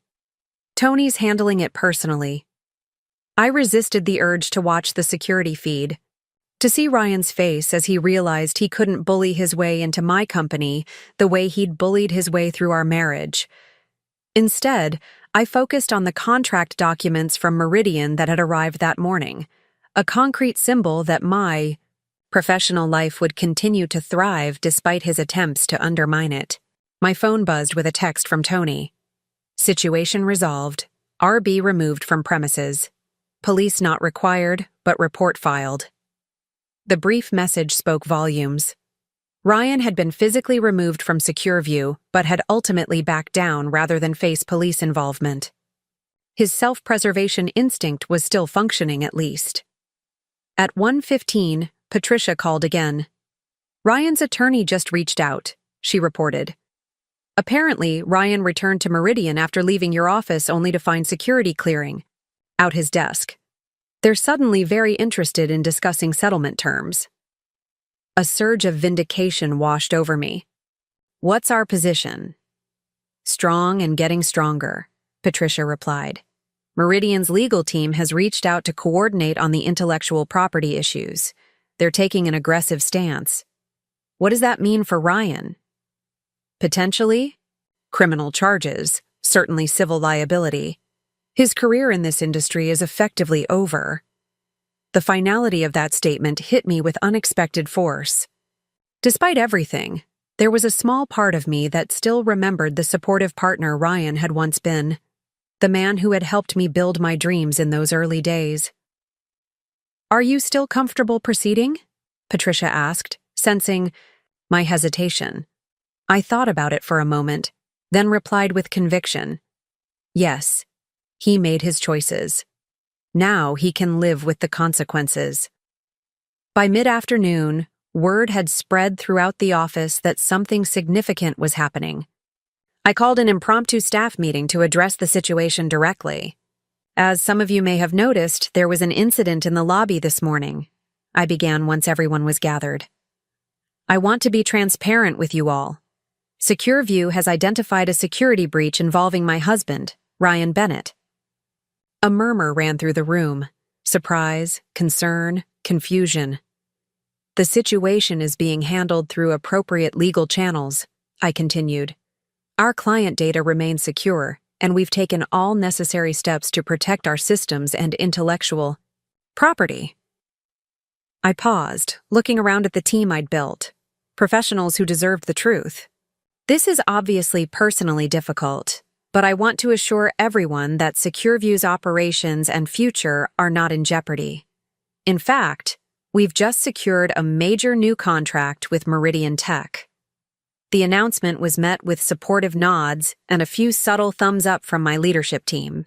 "I appreciate your discretion and focus during this challenging time," I concluded. "If anyone has specific concerns, my door is always open." As the team dispersed, several lingered to offer quiet words of support or simply a reassuring touch on the shoulder. The sense of community was overwhelming after days of emotional isolation. By 5 o'clock, my inbox held 3 more updates.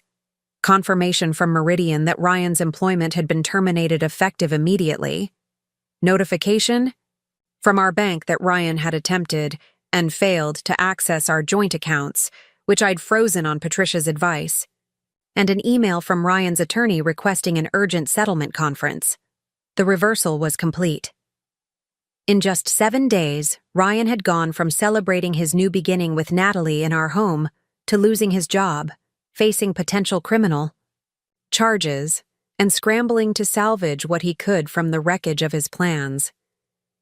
As I drove home that evening, I felt a complex mixture of emotions: satisfaction that justice was being served, lingering grief for what I'd lost, and a growing sense of freedom as I looked toward the future. Sarah was waiting when I arrived, a glass of wine already poured. "How did it go?" "It's over," I said simply, accepting the glass. "Or at least the beginning of the end." "He finally realized who he was dealing with," she observed with grim satisfaction. Who was I dealing with? I wondered aloud. I keep trying to reconcile the Ryan I married with the man who could do all this. Sarah considered this. Maybe both versions are real. People contain multitudes, especially when their egos are threatened. His ego? Your success threatened how he saw himself, she explained. Instead of growing with you, he chose to tear you down. Classic insecurity response. Her insight struck me as profound. Ryan hadn't changed overnight.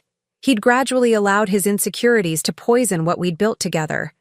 And when those insecurities threatened to consume him, he'd constructed an elaborate fantasy with Natalie, one where he was the successful one, the desirable one, the one in control.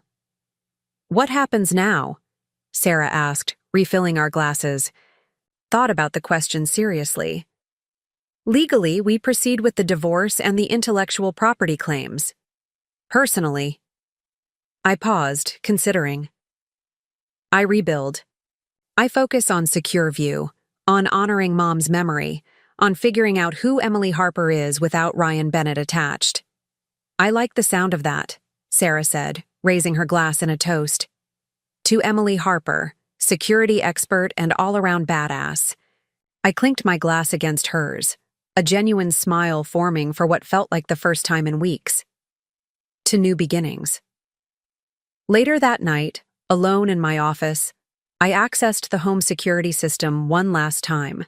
The footage that had captured Ryan's betrayal was safely preserved for legal purposes, but I no longer needed to watch it, to immerse myself in that moment of devastation. Instead, I initiated a new security protocol for the house, one that would erase all traces of Ryan's access and create a fresh system keyed only to my biometrics. As I confirmed the changes, I felt a symbolic weight lifting from my shoulders. The reversal was complete. Ryan had thought he held all the power, that he could discard me and take what he wanted without consequences. He had underestimated me in every possible way, as a wife, as a businesswoman, as an adversary. That mistake had cost him everything, while I emerged stronger, clearer about who I was and what I deserved. My phone pinged with a final text from Ryan for the day. "This isn't over. You'll regret this." I didn't bother responding or even forwarding it to Patricia. His threats were as empty as his promises had been. He no longer had the power to hurt me, not because I didn't care, but because I finally saw him clearly. And in that clarity, I found freedom. The settlement conference was scheduled for Friday morning, exactly 1 week after the cease and desist orders had been served, and Ryan's professional world had imploded. Patricia suggested we meet at her office an hour beforehand to review our final strategy. "Ryan's attorney has been flooding my inbox with settlement proposals," she explained as we sat in her elegant conference room, each one more desperate than the last. She laid out the progression of offers on the table between us. The initial one had been almost laughably one-sided, Ryan demanding half of our joint assets, plus generous alimony based on his contribution to Secure View's success. "He actually claimed he was entitled to company equity?" I asked, incredulous. "Standard opening gambit," Patricia assured me. "They always reach for the stars initially." The subsequent offers had grown progressively more realistic as Ryan's position weakened. The latest version, delivered just yesterday, requested only his personal belongings from the house, his car, and a modest lump sum to restart his life. "Their tone has changed completely," Patricia observed. They're practically begging now. What changed?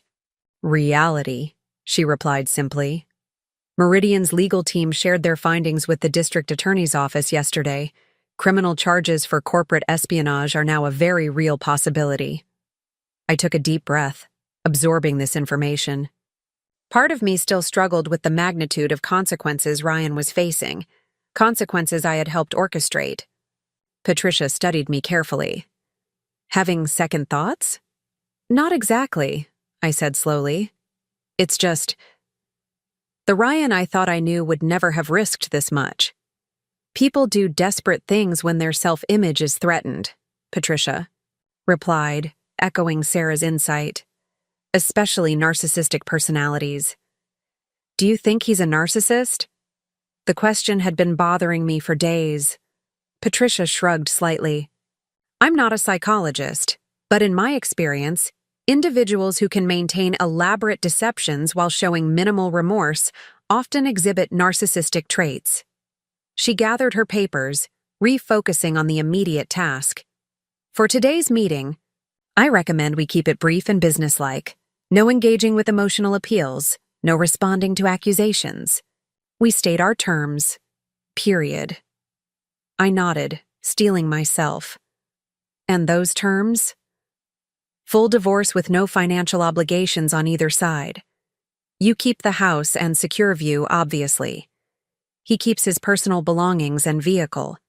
In exchange, we don't pursue additional civil damages for the corporate espionage. That seems lenient, I said, surprised.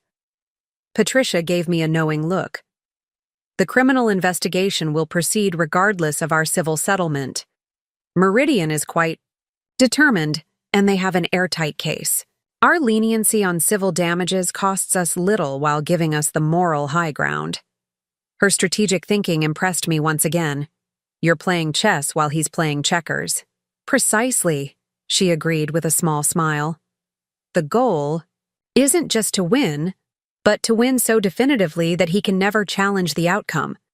Ryan and his attorney were already waiting when we entered the conference room. The contrast between the Ryan sitting there and the confident man I'd married was stark. His normally immaculate appearance had slipped, his suit slightly rumpled, dark circles under his eyes, hair less meticulously styled. He looked up when I entered, his expression a complicated mix of anger, fear, and something that might have been regret. I maintained a neutral expression as I took my seat opposite him, Patricia settling beside me with quiet authority. Ryan's attorney, a nervous-looking man named Gregory Walsh, opened the proceedings with forced cordiality. Thank you all for meeting today. I believe we have the framework for an amicable resolution. Patricia's raised eyebrow communicated her skepticism about the word amicable, but she simply nodded for him to continue. Walsh outlined their latest proposal, which matched what Patricia had shown me earlier. Throughout his presentation, Ryan remained silent, his eyes fixed on me with an intensity that once might have unnerved me. When Walsh finished, Patricia calmly presented our counteroffer, identical to theirs in the material terms, but with additional non-disclosure provisions preventing Ryan from disparaging either me or Secur View publicly. These terms are acceptable, Walsh said quickly, before Ryan could interject. We'll have the paperwork drawn up immediately. My office will prepare the documents, Patricia corrected smoothly. We'll send them for your review by Monday. Throughout this exchange, Ryan remained conspicuously silent, a muscle working in his jaw. As the attorneys discussed logistical details, he finally leaned forward. Emily, he said quietly, his voice rougher than I remembered. Can we speak privately for a moment? Patricia shot me a warning glance, but I had been anticipating this request.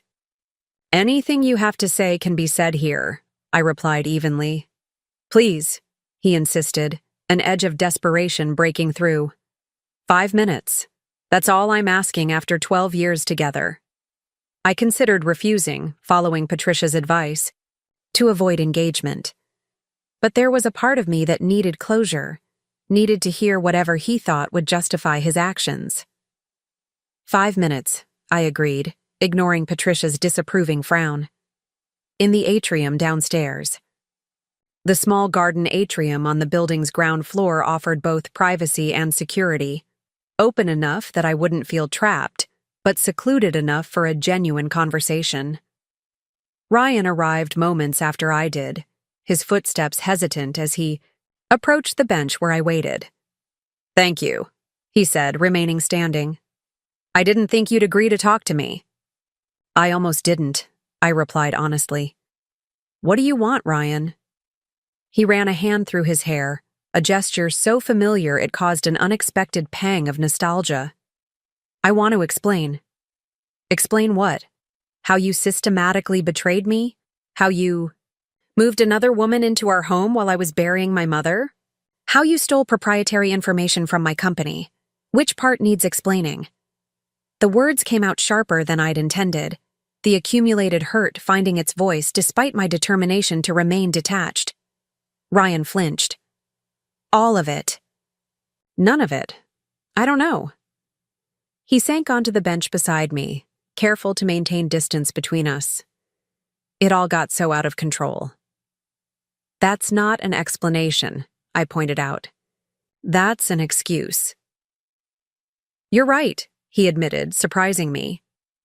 "I've been making excuses for months. To Natalie, to myself. Telling myself that you were the problem, that you were too absorbed in your work, that you didn't need me anymore." I remained silent, letting him continue. "The truth is uglier," he said after a moment. "I was jealous. Of your success, your confidence, the respect people have for you. Somewhere along the way, I started seeing your achievements as a referendum on my failures. The raw honesty caught me off guard. It aligned so closely with Sarah's assessment that it was startling to hear it from Ryan himself. "So you decided to punish me for succeeding?" I asked, genuinely trying to understand. "Not consciously, no." He shook his head. "It started small. Resentment when you were featured in that business magazine.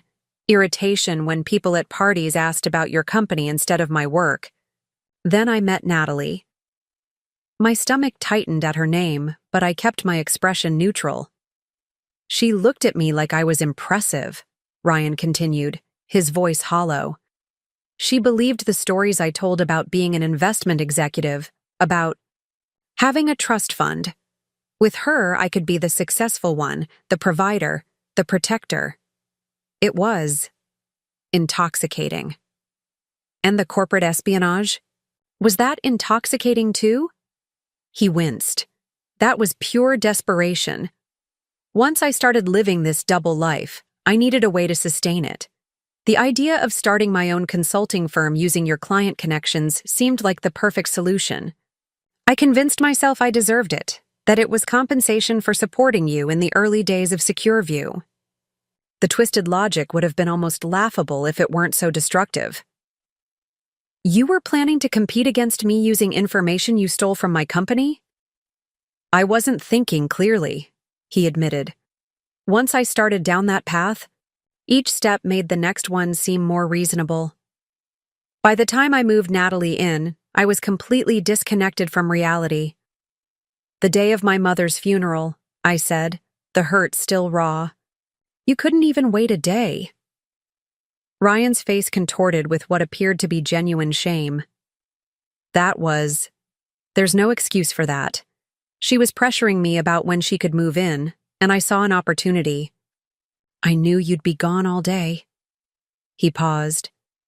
"It was cruel and calculated, and I'll regret it for the rest of my life." We sat in silence for a moment, the gravity of his admission hanging between us. Part of me appreciated his honesty, but it did nothing to mitigate the damage he'd caused. "Why are you telling me this now?" I finally asked. "It doesn't change anything." "I know." He looked down at his hands. I needed you to know that I recognize what I did, that I understand now how badly I betrayed not just our marriage, but everything we built together. Is that supposed to make me feel better? No, he said quietly. Nothing I say can undo what I've done, but you deserve to hear the truth from me at least once. I studied him, trying to reconcile this apparently remorseful man with the one who had so coldly dismissed me as a placeholder in his life. Could people truly contain such contradictions, or was this simply another performance? What happened? With Natalie? I asked, curious despite myself. A bitter smile crossed his face. She left the night after you found us. Said she couldn't be with someone who would treat his wife the way I treated you. She was right. The irony was almost painful. The woman he'd chosen over me had recognized his character flaws more quickly than I had after 12 years of marriage. I've lost everything, Ryan continued, his voice hollow. My job, my reputation, possibly my freedom if the criminal charges proceed, and I deserve it all. I stood up, having heard enough. His confession, while seemingly genuine, changed nothing about our circumstances or my resolve to move forward. Your 5 minutes are up, I said. The attorneys will handle everything from here. He nodded, not attempting to stop me. For what it's worth, Emily, I am sorry. Not just for getting caught, but for what I did to you, to us. I paused, considering my response carefully. I believe you're sorry now, I said finally. But it doesn't change what you did or who you revealed yourself to be. I hope you find a way to rebuild your life, Ryan. Just do it far away from mine. As I walked away, I felt a weight lifting. Not just the burden of anger I'd been carrying, but the lingering doubt about whether I'd somehow contributed to our marriage's destruction. Ryan's confession had confirmed what I'd been coming to understand. His betrayal wasn't a response to anything I had done or failed to do. It was a reflection of his own insecurities and moral failings. Patricia was waiting for me upstairs. Everything. Okay? She asked, concern evident in her expression. Yes, I replied, surprised to find I meant it. Everything is exactly as it should be. The following weeks passed in a blur of legal proceedings and business developments. The divorce was finalized with remarkable speed, given Ryan's eagerness to accept our terms and avoid further damage to what remained of his reputation. Meridian's case against him proceeded separately, with early indications suggesting a plea, deal involving probation and substantial financial penalties. True to her word, Patricia had drafted the settlement to ensure a clean break. Ryan was permitted to collect his personal belongings from the house under supervision, an event I arranged to be absent for. Sarah reported that he had been subdued and efficient, taking only what was explicitly his and leaving without complaint. At Secur View, the Meridian contract had expanded beyond our initial expectations, with David Keller recommending our services to several partner companies. Our security protocols had been thoroughly reviewed and enhanced following Ryan's breach, turning a potential vulnerability into a strengthened system that we now marketed as an additional selling point. Nothing tests security like an inside job, Tony had pointed out pragmatically. We found weaknesses and fixed them. That's valuable. 3 months after discovering Natalie in my bathroom, I stood in my office overlooking the city, reflecting on how much had changed. The acute pain of betrayal had faded, replaced by a wiser understanding of both Ryan's flaws and my own resilience. The grief for my mother remained, a softer but persistent ache that I now recognized would always be part of me. A knock at my door interrupted my thoughts, Vanessa with updated quarterly projections. We're up 17% from last year, she reported happily. The Meridian contracts put us over the top. I smiled, genuinely pleased. The team deserves bonuses across the board. Let's make it happen. Already in the works, she assured me. Oh, and Sarah called. She wanted to remind you about dinner tonight. My sister had insisted on marking the official start of the next chapter, as she called it. Tonight was 3 months to the day since our mother's funeral and Ryan's betrayal, a date that could have been heavy with painful memories, but which Sarah was determined to reclaim as a celebration. "I'll be there," I promised. After Vanessa left, I turned back to the window, watching the late afternoon sun cast long shadows across the city. So much had been lost in the past 3 months. My mother, my marriage, my trust in the man I'd built a life with. But much had been gained too. Clarity, strength, a deeper appreciation for the genuine relationships in my life. The security camera in the corner of my office caught my attention, its small red light a constant reminder of what had exposed Ryan's betrayal. The very technology that had built my company had also revealed the truth about my marriage, preserving indisputable evidence of the moment everything changed. I thought about the security footage I still kept securely archived, not because I needed to watch it again, but because it represented a pivotal moment of truth in my life. There was something poetically appropriate about that. Security had always been my passion, my expertise, keeping people and information safe from those who would do harm. In the end, my own security systems had protected me when I was most vulnerable, capturing the truth when deception threatened to prevail. The cameras Ryan had forgotten or dismissed had witnessed his betrayal, ensuring he couldn't rewrite history or escape accountability. As I gathered my things to leave for the day, my phone buzzed with a text from Sarah. "Celebration dinner at 7, bought champagne. The good kind, not the bottle Ryan and Mistress used. See what I did there? Reclaiming everything." I laughed out, loud, her irreverent humor a welcome reminder that life continued, that joy was still possible even after heartbreak. Moving forward didn't mean forgetting what had happened, but rather integrating it into a new understanding of myself and my boundaries. Looking around my office one last time before leaving, I felt a deep sense of ownership, not just of the company I'd built, but of my story and my future. Ryan had tried to erase me, to replace me with a younger version who would admire rather than challenge him. Instead, he had inadvertently freed me to become an even stronger version of myself. The security company I owned had captured his betrayal. The strength my mother had instilled in me had carried me through it. The future I was building would be entirely my own. That, I decided as I stepped into the elevator, was the most complete reclamation of all.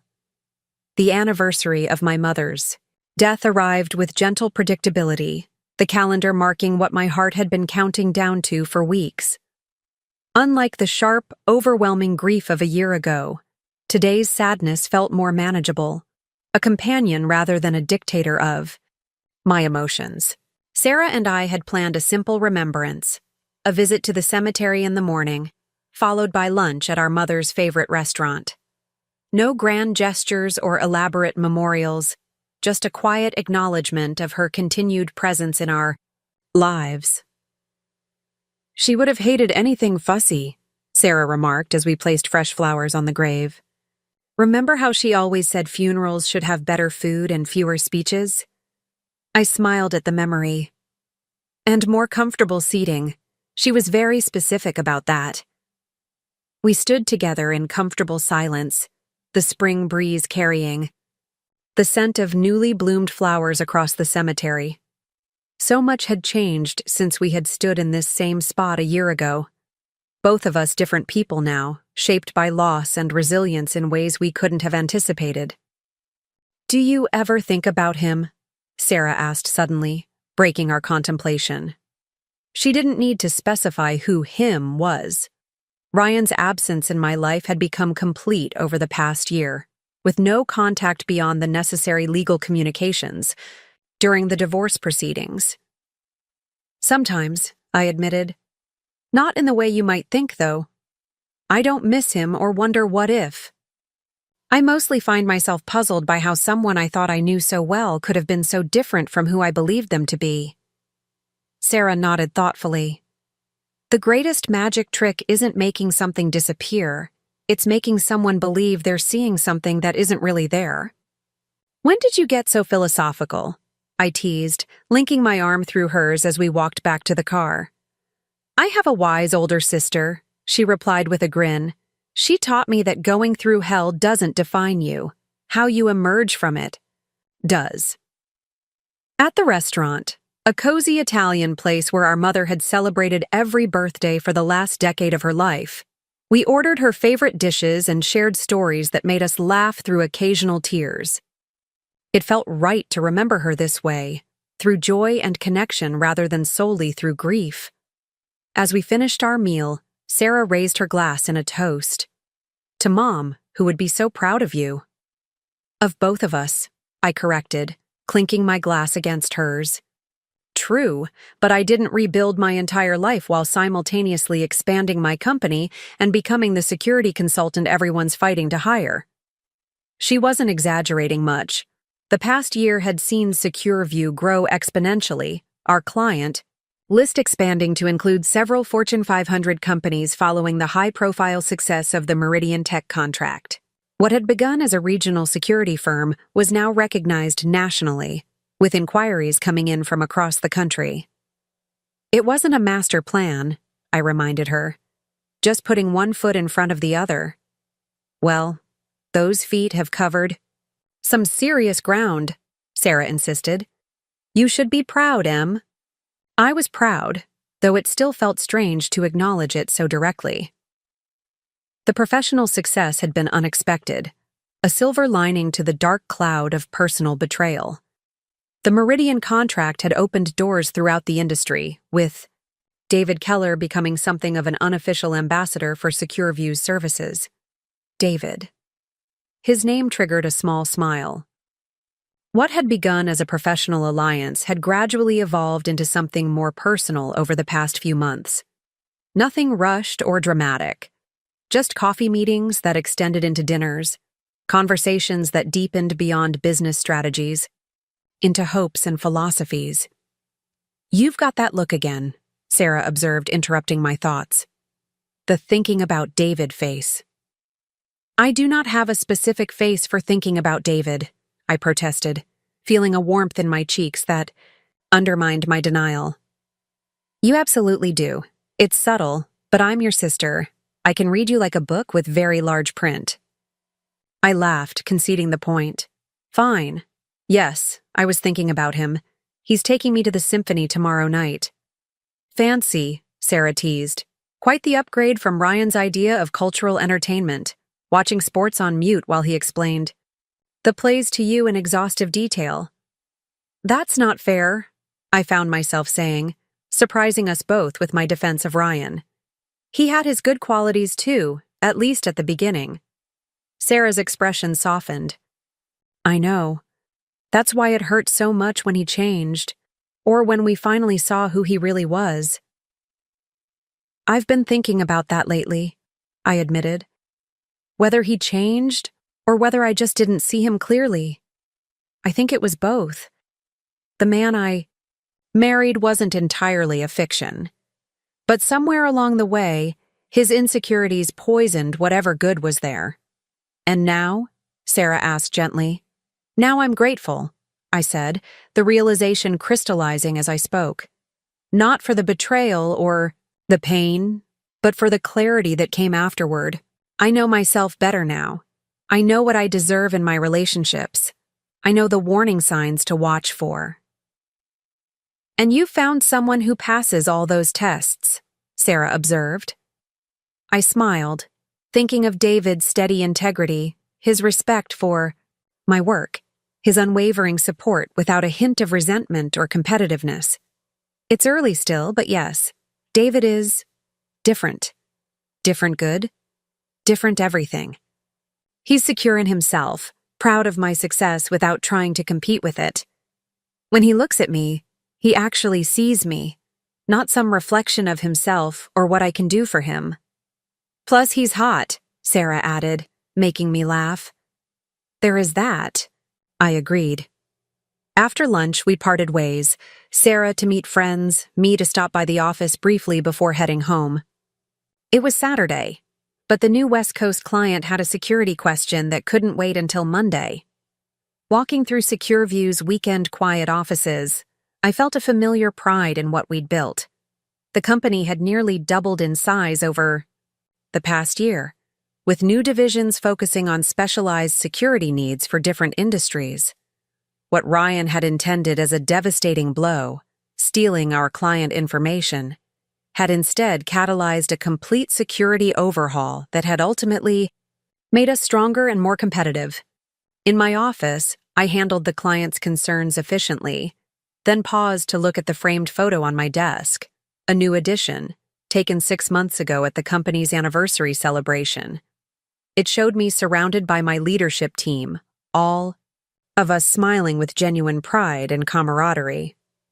There was no pretense in those smiles, no hidden agendas or festering resentments.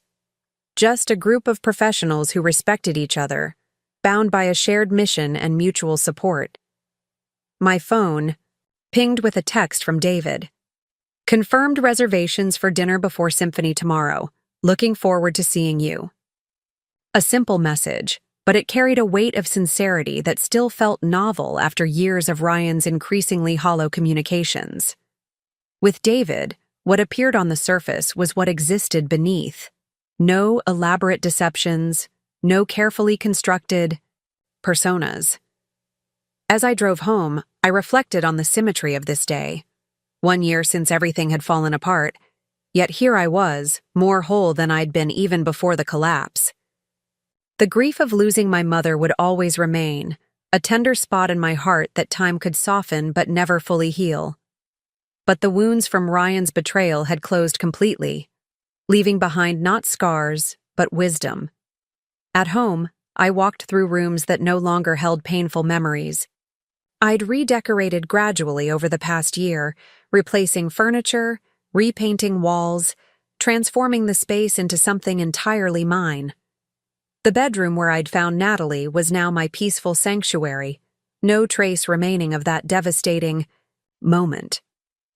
The security cameras still maintained their vigilant watch throughout the house, but their meaning had evolved. No longer reminders of betrayal, they now represented protection, foresight, the importance of seeing clearly what's really happening around you. That evening, I sat on my back patio watching the sunset, a glass of wine in hand, reflecting on the journey of the past year. I had lost a mother and a husband within days of each other, losses that could have broken me completely. Instead, I had rebuilt, reclaimed, renewed. The security cameras that Ryan had forgotten about had captured his betrayal in perfect, irrefutable detail. But they had captured something else too, the moment when my life split into before and after, the catalyst for a transformation I would never have chosen, but now couldn't imagine living without. My phone buzzed with a final text from Sarah for the day. Love you, sis. Mom would be so proud. I smiled, typing back, love you too. And yes, I think she would. Setting down my phone, I raised my glass to the fading light, a private toast, to endings and beginnings, to security systems and broken trust, to the unexpected ways life can fall apart and then reassemble into something stronger and more authentic than before. 1 year ago, while I was at my mother's funeral, my husband moved his mistress into our home. He didn't know I owned the security company that monitored our house. That oversight had cost him everything, and it had given me myself.